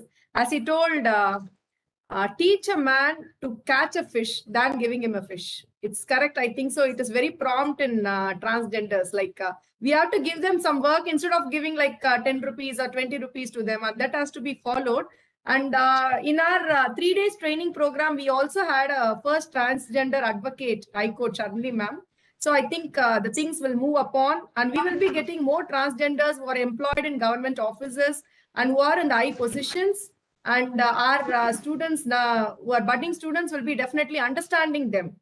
Yes, thank you very much, sir, for creating you, awareness among transgenders. Thank you, sir. Thank you. Yes.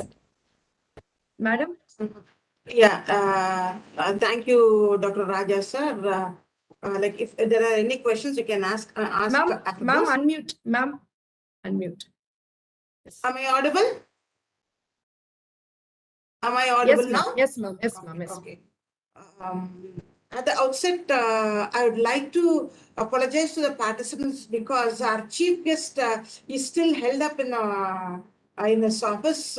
He was telling within 10 minutes or 5 minutes he'll come, but file after file, probably he's not able to come. Newly, he has Dr. Alby John Varghese, IAS District Collector, Tiruvallur District. He's unable to come. We'll wait for him till the end, till 5 o'clock. If sir is able to come, it will be good because he was interested in coming. And we are also, waiting for him to come and connect. So apart the glitches from our university and from others and like participants also, a few glitches were there. At times it was off, and I have to apologize. And at the same time, thank the participants for for patiently bearing with us. Thank you a lot. And now, can we have the question and answer session, Deepa? Yes, ma'am. Participants, you can ask any questions. The speakers are there. Yes.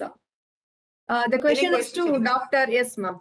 The question is to Dr. S. Raja, sir. Sir, can you please highlight something about education status of transgenders?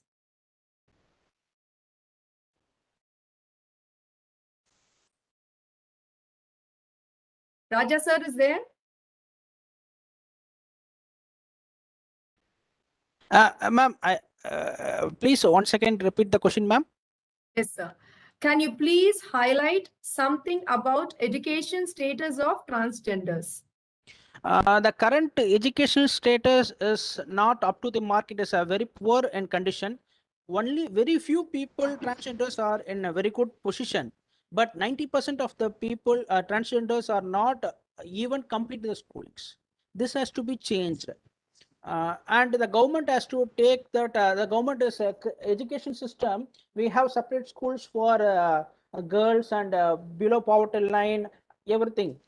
If we are constructing if we are running a schools for especially for transgender people, means it will be well and good, so that without any sexual harassment, without any discrimination, they can able to continue their education, and the government have to support them. If it has happened, means it will be well and good. That's all. Okay, sir. Thank you, sir. Question to Jafar, sir. Okay. Yes, ma'am. Yes, ma'am. Yes, ma'am, you can ask. To Raja, sir. Just a minute. So you were talking about separate schools for transgenders. Will it not, cut them off even further? Already, one thing which I would like to say about gender issues, that as far as women is concerned, I'll tell one analogy. Women, there is a crowded bus. Women are able to board the bus. Some women have seats. Some women face harassment from men, sexual or physical or other harassment. So they bear it. But as far as transgender community is concerned, they are not able to board the bus. So that is the plight. And Yes, when you ma'am. say that transgenders, like if you have separate schools for them, don't you think it will segregate them further? What I feel is that for the transgender, separate restroom should be there. In schools, there should be separate restrooms. Yes, ma'am. Yes, ma'am. Completely alienating them. See, they are not into the society. They are outside the society. Yes, they are trying to break the German wall. Yes, We are not ma'am. allowing them to break. It has to be removed, ma'am. Yes, ma'am. Because on the first webinar, which we had 16, we had one advocate who was championing the cause of the LGTB community from Delhi University, an assistant professor, and from Nirangal, there was a transgender activist who came here. So they were also speaking about that, gave some clues. Like why I'm trying to tell you that it will hurt them further is because we all have heard about Devdasi system, religious prostitution. In Andhra, Kurnool district especially, there is in Adoni, there is a separate colony for the Devdasis. Oh, okay, ma'am. So, Okay, ma'am. so what happens is that it is easy to, that Dasi, that transgender. Okay. Okay, ma'am. Okay. See, it is easy to throw stones from outside when they are as one group. That Okay, ma'am. till now Okay. they are not able to come. So I don't know. Correct me if I'm wrong. I feel that it will, if we have separate schools for transgenders. And one more thing is that when children are in that age group, they realize that something is wrong with them. They Yes, ma'am. don't realize what is happening to them. So they are not that mature to identify themselves as transgender. It is the society which tells them you're like a woman, feminine. You're manly. You're not like a woman. So when they tell, the concerned person realizes it is not the other way around, because they are too young to understand themselves, their physical bodies, and what they earn to be, what they are, and what they earn to be. So I don't know. No offense intended, but I feel that Okay, it ma'am. Okay, ma'am. probably is not. Just think about it, right? Okay, ma'am. That suggestion, I think. Okay, ma'am. Okay, Thank sir. you. Okay, sir. Thank you, Question ma'am. to Jafar, Yes, sir. Jafar sir. Jafar sir. Online education and how it is going to be different from distance education, PPT, PDF files, recorded videos, and how these things are going to have impact in the education system and how it is going to replace the classroom interactive session. That does it not hindering the students to gain knowledge? Question to you, Jafar sir. Okay, thanks. Okay, this is a huge concern for everyone, not just for educational specialists. Ideally, these two streams should be different. But unfortunately, some like point like the difference between these two are coming very closer. Partly it is like our problem. Yeah,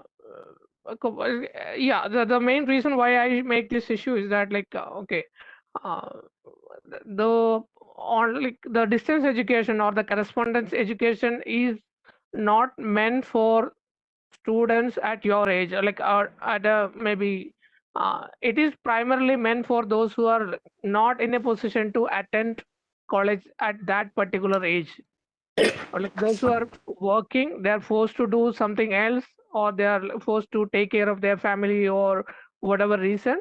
For them, they are not in a position to spend their regular days in attending colleges. Distance education is meant for them, but now practically our like school going age or the college going students at this age, like maybe 18 to 25 or something like that, if they also end up doing the same thing what generally people do during the distance education, that is not a good thing. Essentially, they should be given the flexibility. Sharing PDF, YouTube link, or video lectures, that doesn't make either just online education or just like distance education. Rather, the and for example, if a simple point to distinguish between these two could be when they fix the exam. For a regular course, like you should have a curriculum, you should have a very clear duration set by the university or the institute. But the distance education, what often like it is very overlapping thing. So like that should not be like end up like this, but that is a very unfortunate thing. Like I can't guarantee like that will not happen, but it's not a good thing to happen. At least that is what I understand. Okay, thank you. Thank you, sir. Question to Gidla, sir. Can you throw some light on migrant workers affected by COVID-19 lockdown? How can government prevent migrating workers during COVID-19 situation? Gidla, sir? Ma'am, good evening, ma'am. Yes, sir. Ma'am, in my concern, ma'am, the migration is the source of development, ma'am, as per according to economists. But migration means that laborers, those who are temporarily migrated or permanently migrated. There are two types of migration, ma'am. In case the government take the proper data, ma'am, that the proper data, those who employees engaged in the particular industry or some other agriculture farm or some other either temporary or permanently they are resident there, whether welfare schemes implemented or not, look after by that inspector industrial, that the government should be take care about the welfare of the migration laborers, ma'am. That we are unable to cut the migration, but we should implement the welfare schemes in favor to the migrations also, ma'am. It is a necessity to the India, like a developing countries, India. It is a mandatory thing, ma'am. Thank you, Gidla, sir. I have one Next, question to Gidla, sir. Gidla Satyanarayana, sir. Ma'am, tell me. Sir, your video is not on, sir. Is it possible? If possible, please. Ma'am, pass, ma'am. Okay. It is visible, ma'am. Okay, sir. Yeah. Sir, at the outset, I would like to, thank you for being on the panel because whatever theories that we speak, that is one thing, and the practical experience that people face. Now, we call them as frontline warriors or frontline workers. The police, the doctors, nurses, whoever they're in the front line, the scavengers, everybody. So that is that information that you gave, that is something which is very, very valuable because people understand. And then my question to you, Mr. Gidla Satyanarayana, is that from a law and order, police maintaining law and order, that was the primary duty. Now we are talking of pre-COVID, but after COVID, now you have become welfare officers. So it's not only law and order, maintenance of law and order, but also as welfare officers. Okay. From a police person's perspective, your mental state of mind, and you have seen the policemen transforming into welfare officers. It's not the lucky building person. So what has it done to you? And how has it helped you? Has it helped you? Has it helped the police force? How has it changed their outlook? Any opinion, sir? Ma'am, actually, we trained as a police officer, but not a welfare officer. We never you never get any training regarding that, regarding awareness or pandemic situations, or we getting training about the physical training or mental training about the law and order, how to control the law and order, how to implement the law. And these things only we get the train of all the police officers, not only Satyanarayana, every police officer getting the training of to control the illegal activities of the society. Like that we get in the training. When the situation can change, the police person is an all-rounder, ma'am. If a municipality can strike, he clean the drainage. If that clerk can or the clerk can strike, the police constable can maybe look after the type the everything, ma'am. Not only that international policing, ma'am. Even every police officer, they always ready for battle, any kind of battle, either in any kind of emergency. Not only police officers, including NCC volunteers and NSS students, and all the students of in India. All the citizens, those who are born in India, serve for India, ma'am. This is my ultimate motive, ma'am. So we getting the training from as a physically police officer, man. When the situation can change, our attitude towards the general public should be changed, ma'am. Otherwise, we never can give the proper service to the this kind of bad situation or pandemic situation to the nation, serve for the nation, ma'am.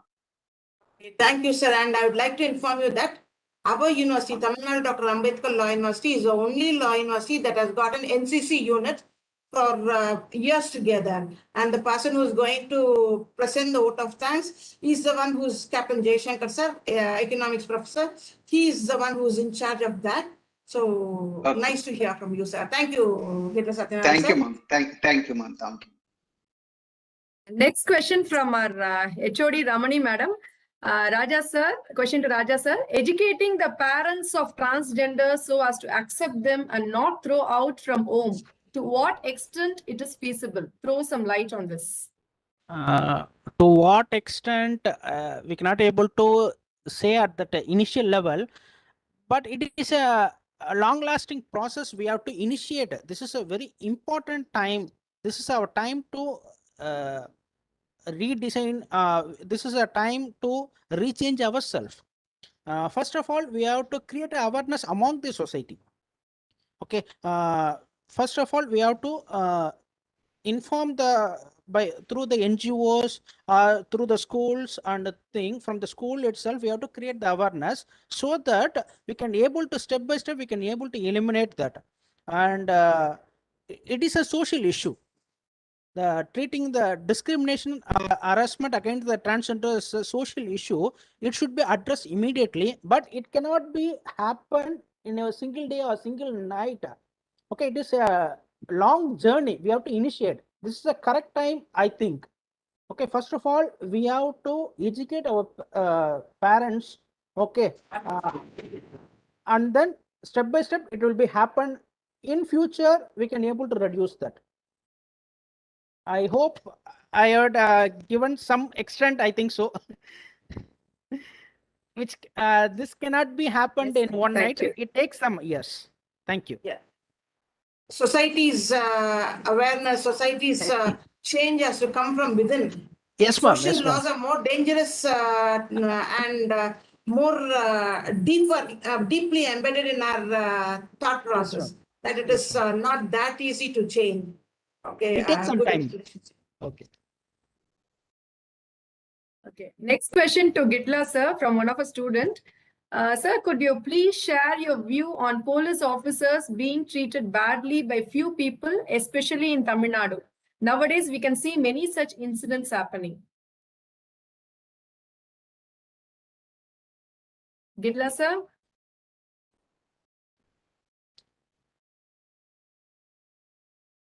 I think sir has some technical issues. The connection, yes, yes. Yes, ma'am. Okay.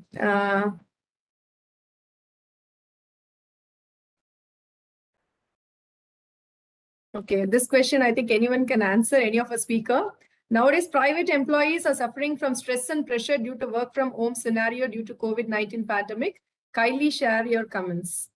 Absolutely, I like to answer to this question, ma'am. This pandemic create an issue to all the category of people. Okay, millionaire, multimillionaire, common person, to all the people, especially employed people. Now it has been converted into a nuclear family. Initially in India, we are in joint family. The elders will be taking care of the childrens. But in case of cities, it has been converted into nuclear family. Both husband and wife will be doing their work from home jobs, and the children are suffering a lot. This has happened in each and every one house. Okay, and this pandemic is new to us. It takes some time to think about ourselves, and it takes some time for the policymakers, the company owners, CEOs, board of directors, and everyone. From that, they will implement, they will take the necessary steps. In future, we can expect.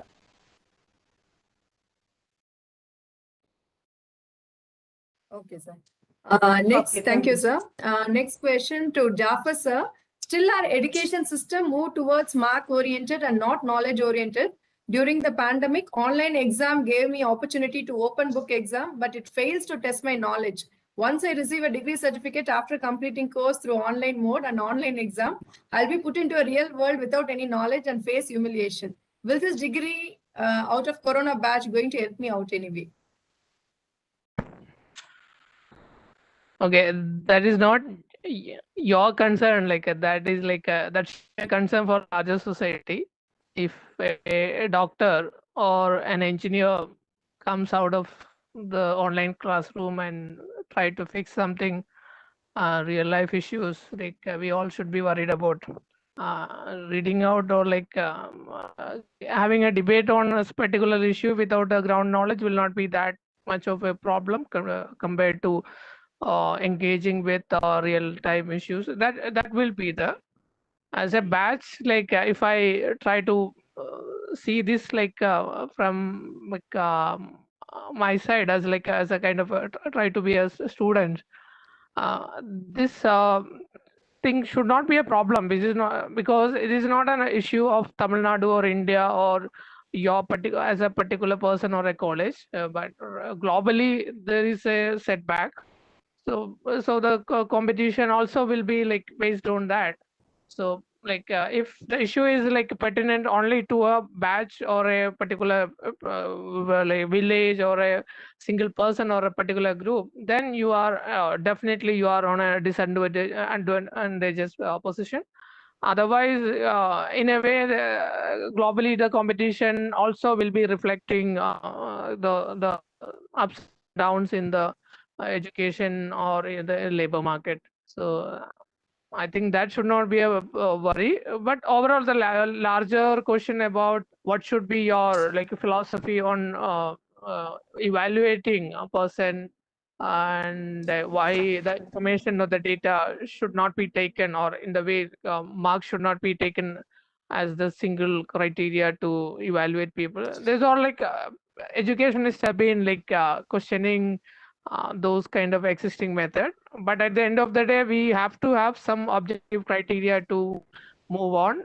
That like the only option is to make that those objective criteria to make more sensible and like more effective, and that is only what we can hope. At the end of the day, I can't say that like, I understood everything but I can't write it, like I don't believe in it uh, to write write in an exam on a particular fashion. I have no choice, yeah, that should not be a like a single day agenda, but rather like there is a like greater appreciation in terms of adding more practical work and more sense process of evaluation. Yeah, that is what like something make us happy about it. Thank you. Thank you, sir. Next question Sir. to Raja, sir. Transgender, they have to be first treated as human. This has to be inculcated from the childhood. This can be done through kids' education. And I think so he has given a brief description. Like sex education should be part of the education system and gender discrimination should not be there from the beginning. Will this help to free from discrimination and have dignity in the society? Please share your views, sir. So one more question, sir. One more question. Let him answer that also. Raja, Okay, sir. Okay, Could you share your opinion on denying right to adoption to transgender community? So you can club everything and answer. Sir. Okay, ma'am. Thank you, ma'am. And my opinion is already I said that in my thing itself. We have to implement a curriculum in syllabus, schools and colleges, so that we can able to create an awareness among the people. Okay, so that we can able to reduce the discrimination. This is the first thing, and government should take the necessary steps for adopting the transgender child. Okay, these are the we have to go a long journey in order to give a very good life to the transgenders. Okay, we are in that initial step alone. We are in that initial step, and I have seen some of the questions that we can able to implement disability act also. Already we are in 2008 in Tamil Nadu, we have created a transgender board. We have welfare board we have created. In 2014 in Rajya Sabha, a transgender person bill has been implemented, but still they doesn't get any identity or any support. Okay, we have a law, but it has not been implemented. We doesn't have an awareness. First, we have to create awareness. For creating the awareness, we need to implement, we have to educate our people. We have to, already I mentioned that if the film stars are coming front and acting the transgender role, what has happened in case of Tamil cinemas and Bollywood cinemas, if it has happened means the fan followers will accept the transgenders, so that we can able to reduce the discrimination. Okay, so that we can able to reduce the harassment, so that they can get some values in that society. We can utilize the human resources. Okay, this had to be taken, and the government has to take the initial step. Along with the government, each and every individual person have to change our mindset, and we have to support the transgenders. I hope I have given some clear. I think so. Yes, sir. One more Yes, sir, question yes. to you, sir. Does transgender can be considered as disability? There is a move to include it as one category of disability in the recent Rights of Persons with Disabilities Act 2016. Yes, Your ma'am. reflections, please. My thing is, if you are moving towards a disability means it, to some extent only we can able to think. Okay, they are not disabled persons. They have very good mental health. Okay, they have very good physical health. Only thing is, because of the discrimination, we are not utilizing the manpower to the nation's growth. Okay, so if you are including them in the disability means, we won't we won't get the thing. Only thing is, only thing we need is we need the awareness. By means of the awareness only we can able to overcome these issues, all the transgender issues. Okay, if you take that most of the developed people, transgender communities are very less after fighting. If you are give, pressing them in the disability means, okay, they won't it won't be good, I think so. Okay, my view is we have only by means of awareness only we can able to overcome we can able to solve the problems. That's my view. I think what sir is telling is social inclusion of transgenders first. Yes, ma'am. Yes, ma'am. That has to be Acceptance, inclusion. Then inclusion. others, and for a disability, what they don't suffer from, why should we put on them so that they get some few percentage here, there, everywhere? Yes, ma'am. So social inclusion, acceptance, these two things. Okay. Each and every one person has to give respect to the transgenders. We have to consider them as a human being. First, the mindset has to be come. Then only we can able to expect more changes in that society. That's more my view, ma'am. Thank you, ma'am. Thank you. Thank you, sir. Thank you, sir. Next question. I think so. It's a common question. The impact of COVID-19 is more mainly due to lack of preparedness like disaster risk reduction. Will it be a learning lesson to face such environmental emergencies in future? Ma'am, shall I answer for this question, ma'am? Yes, sir. Definitely, sir. Thank you. Yes, absolutely. Yes. In India, we are lack of disaster management we have. Okay, when compared to that of developed countries, we are not prepared to this. Okay, this is the current scenario. This pandemic situation, however, the government, the central government as well as state government are doing their best. But by the learnings, whatever they learned in this first wave and second wave, will be helpful to face that third and other waves, most probably. It will be a learning to that. It can help us to prepare towards the futures, ma'am. Yeah, I would like to add to what sir said. I think every difficult situation brings out the worst or the best in us. And when it comes to the survival of the situation, we have to fight back. And such pandemics, nobody can be prepared for such pandemics. See, only now in the first stage, we didn't know what was happening. 3 months off for everybody, and everything was difficult. So now the second wave, we have understood from the first wave what has happened, how to react. So it's a question of learning process. Such pandemics which come in different situations. Not all, even the developed nations found it difficult.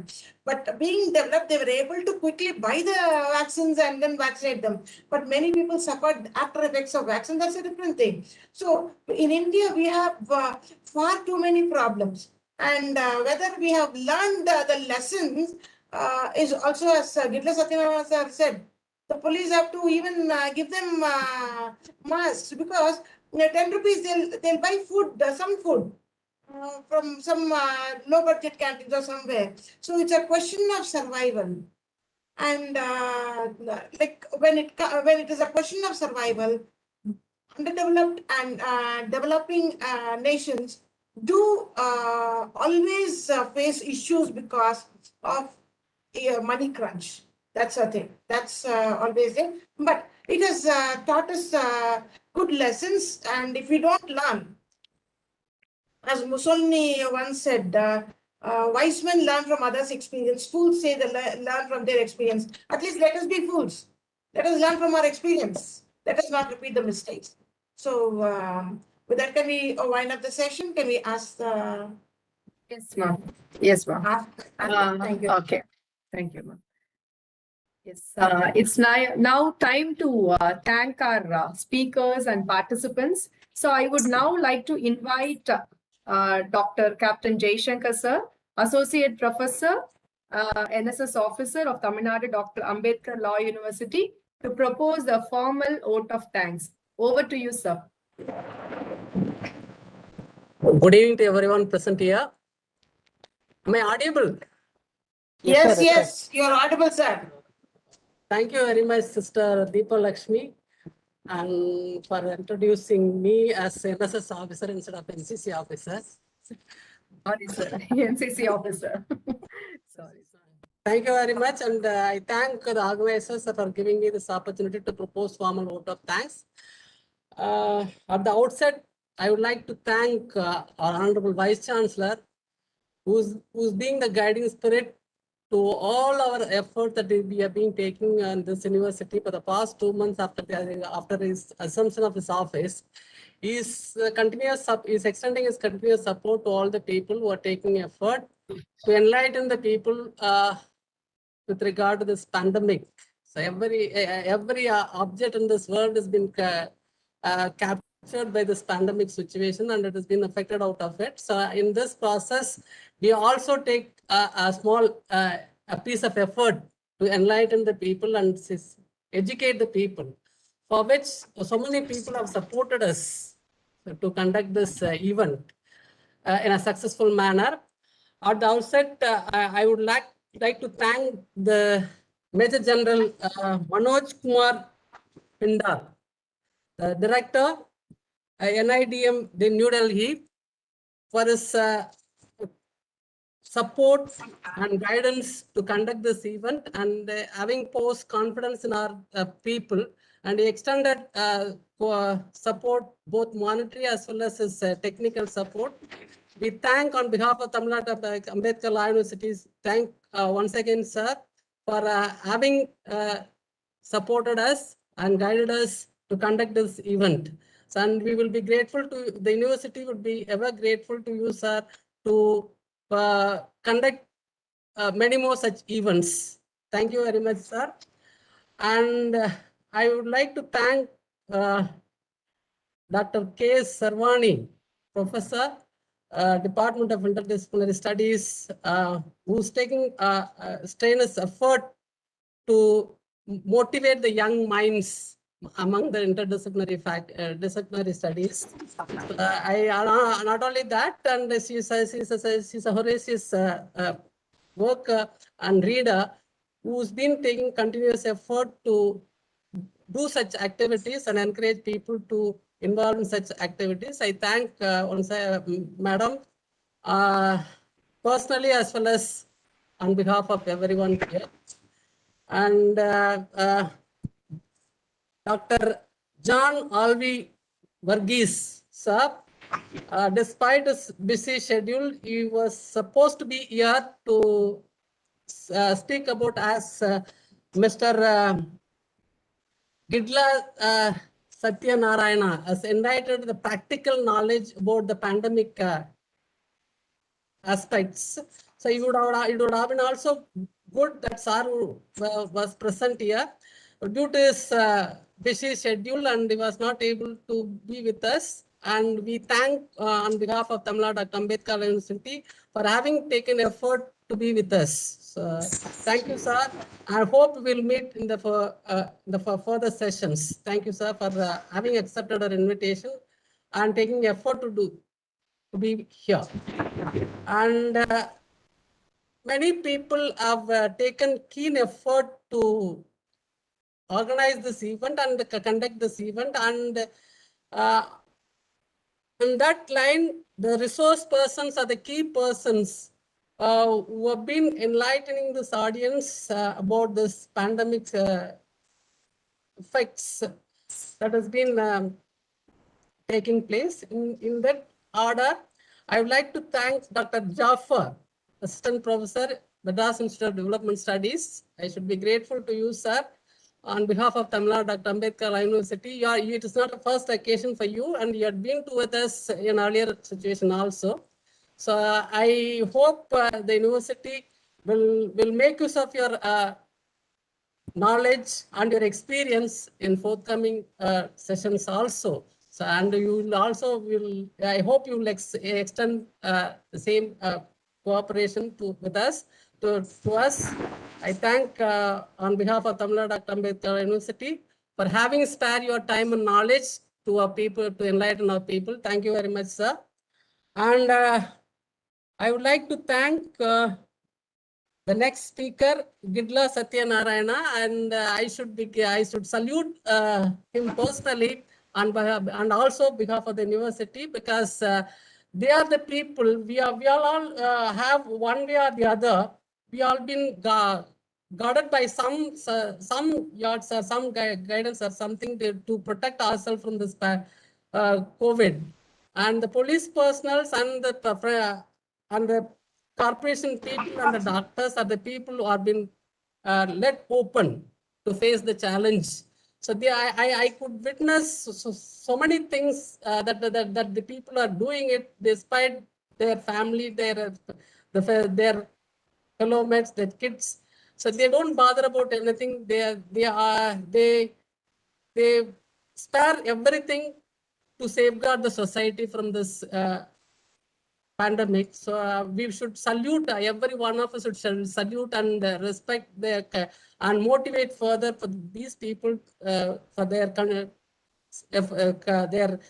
selfless service. I won't call it a service, it's a sacrifice that they are doing it to protect the society.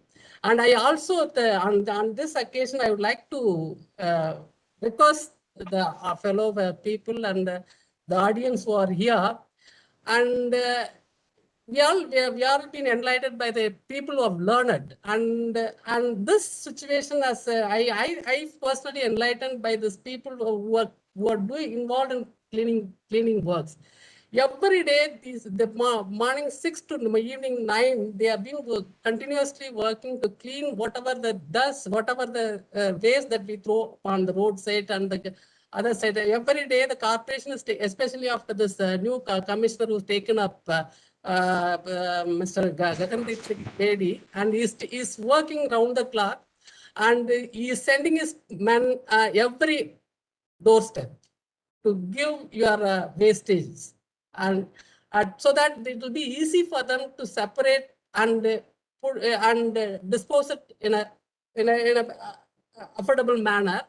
And they have been requesting, they have been coming and knocking the every door, and none of the people bother about these people, and they just throw the waste and on the roadside and still make the environment dirt. So pollute the environment. We are very casual in polluting the environment. So this will further add a fuel to the COVID also. So please respect, give moral respect to these people's service and try to learn from them. And that will enable the society to get clear of this COVID situation at the earliest. So that's our prayer. And so if you support these people, definitely we'll come out of that. And on this occasion, I'd like to thank those people who are involved in this service, the human service, that they are doing it for the last 1.5 years or so. And also, I'd like to thank this last speaker, Dr. S. Raja from SRM University. Is known to us, and he has deliberated in a detailed manner, and also he has been answering to the questions very patiently. So many questions have been posed towards him, and he was very clear in what he has addressed, and that way we have been made clear, sir, whatever that we had over this topic. And we thank on behalf of Tamil Nadu Dr. Ambedkar University once again for having taken keen effort to prepare and address in despite of your busy work. So thank you very much. So I would like to thank personally the two sisters who are here, Lakshmi sisters, Deepa Lakshmi, Varalakshmi. I would I consider always as my sisters. So for taking so much of effort, and I could witness their elegance, both in presence and the language that they've used to enlighten the people. Definitely, you are the motivating factor to many young minds who are witnessing this. I personally thank you, ma'am, both of you are sparing so much of your time and energy to continuously. And also Mr. Dr. Rahul Raghu, and who's being the guiding spirit, who is always hiding himself like myself. So it is not myself, but he's a real worker, and I'm an hider always. So I thank Mr. Rahul Raghu, who's been the guiding spirit to all other young people who are working. And at the end, I would like to thank Dr. Rajinder Valia, the co-coordinator of NIDM, and for her support and her for her continuous support to this organization. Thank you very much, ma'am.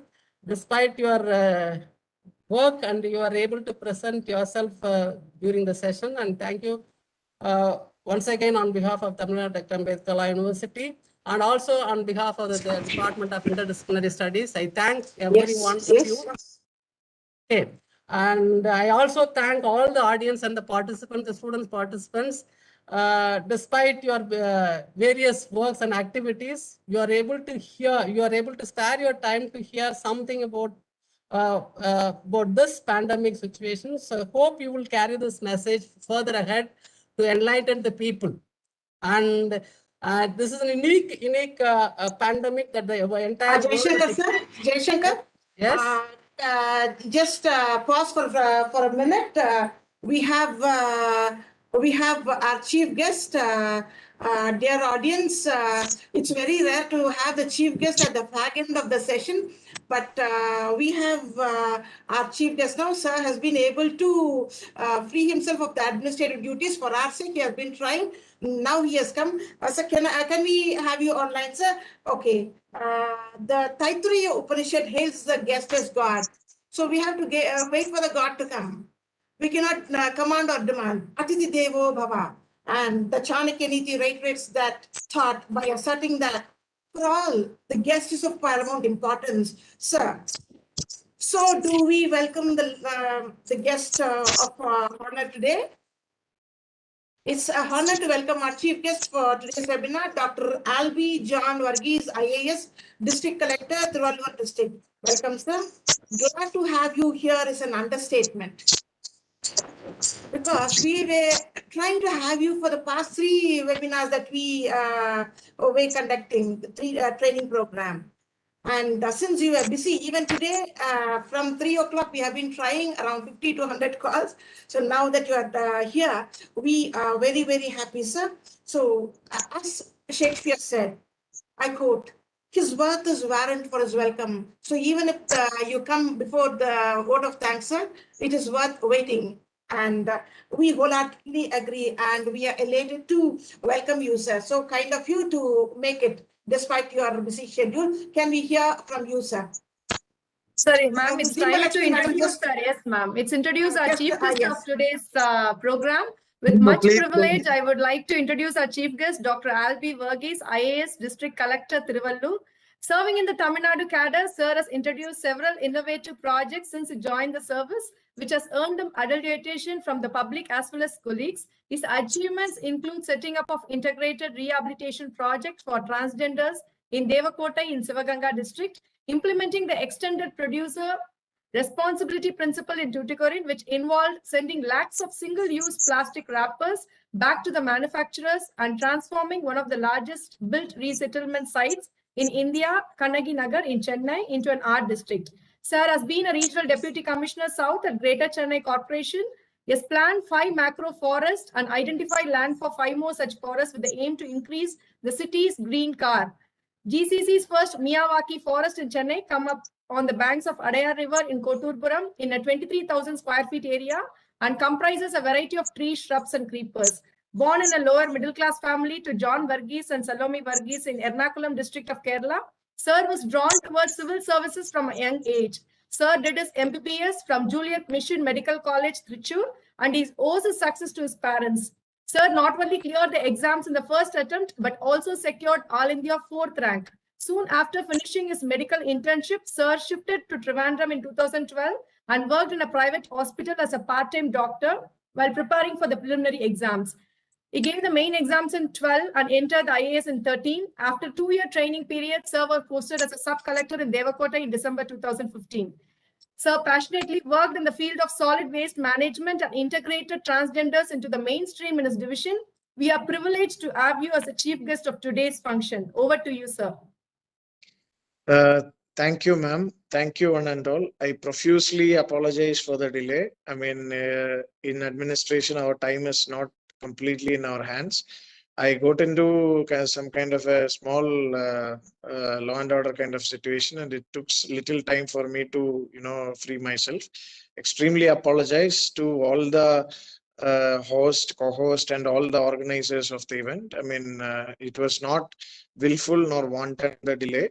And I apologize. To apologize, I tried to call Mr. Rahul, who invited me, and then only he was telling me that the meeting is still going on. If you can just come for a few minutes, it would be great.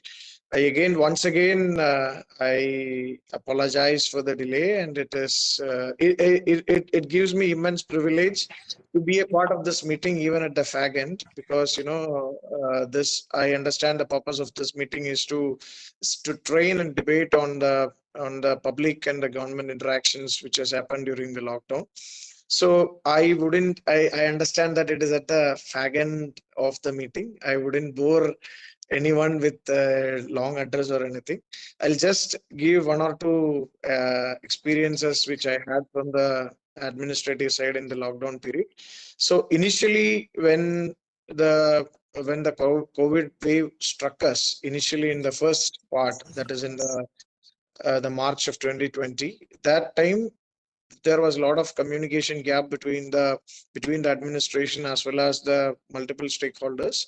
So we had the first 2 months were a real challenge, and we had to reinvent every day to see what better can be done to improve the livelihood of the people.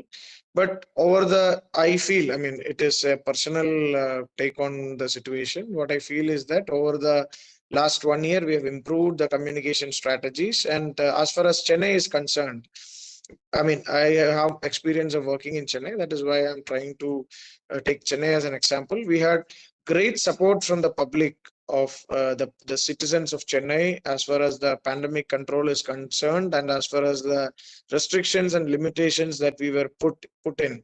We had great support from the citizens of Chennai, and I'm 100% confident that is the reason why Chennai was able to control the pandemic better than the other metropolitan cities in the country.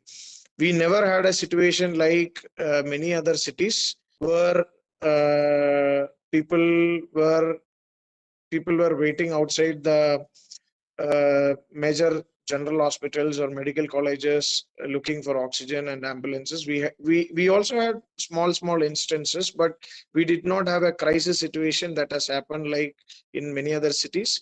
One reason was that, the communication, we were able to strengthen our communication strategy in the last 1 year. We used multiple platforms, including the social media platforms. Chennai Corporation has a very good following in Twitter, Facebook, Telegram, Instagram. We have a dedicated WhatsApp chatbot, or we have an interactive website. And then we have WhatsApp groups for each division where we interact with the Residential Welfare Association also. So we made the communication as a two-way tool. It is not like we are giving the information and the information is being received by the public. We were able to do it as a two-pronged communication channel in whatever platforms we were interacting with the public. And that is one reason why, which I feel, is that we were able to had a better control over the situation. And I think I will never claim that it was perfect or it is perfect as of now. We are in a constant state of improving ourselves. I'm sure it will be better in the next few more months. Thank you once again for the organizers for letting me in and giving me an opportunity to share a few words. I consider it as a proud privilege. Thank you, one and all. Thank you.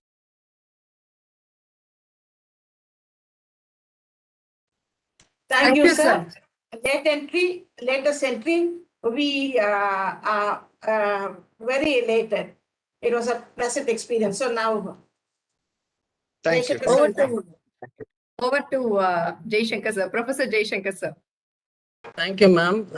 Sir, we really feel honored your presence, sir. There is the great poet Tiruvallur says, காலத்தினால் செய்த உதவி சிறிதெனும் ஞாலத்தின் மானப்பெரிது.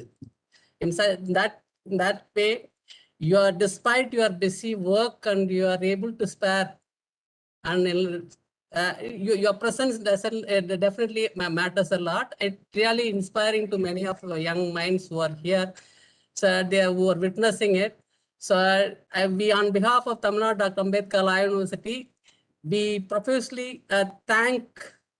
wholeheartedly thank for all the effort that you have been taking and you are going to take to safeguard this society and the people who are being suffered out of this pandemic situations.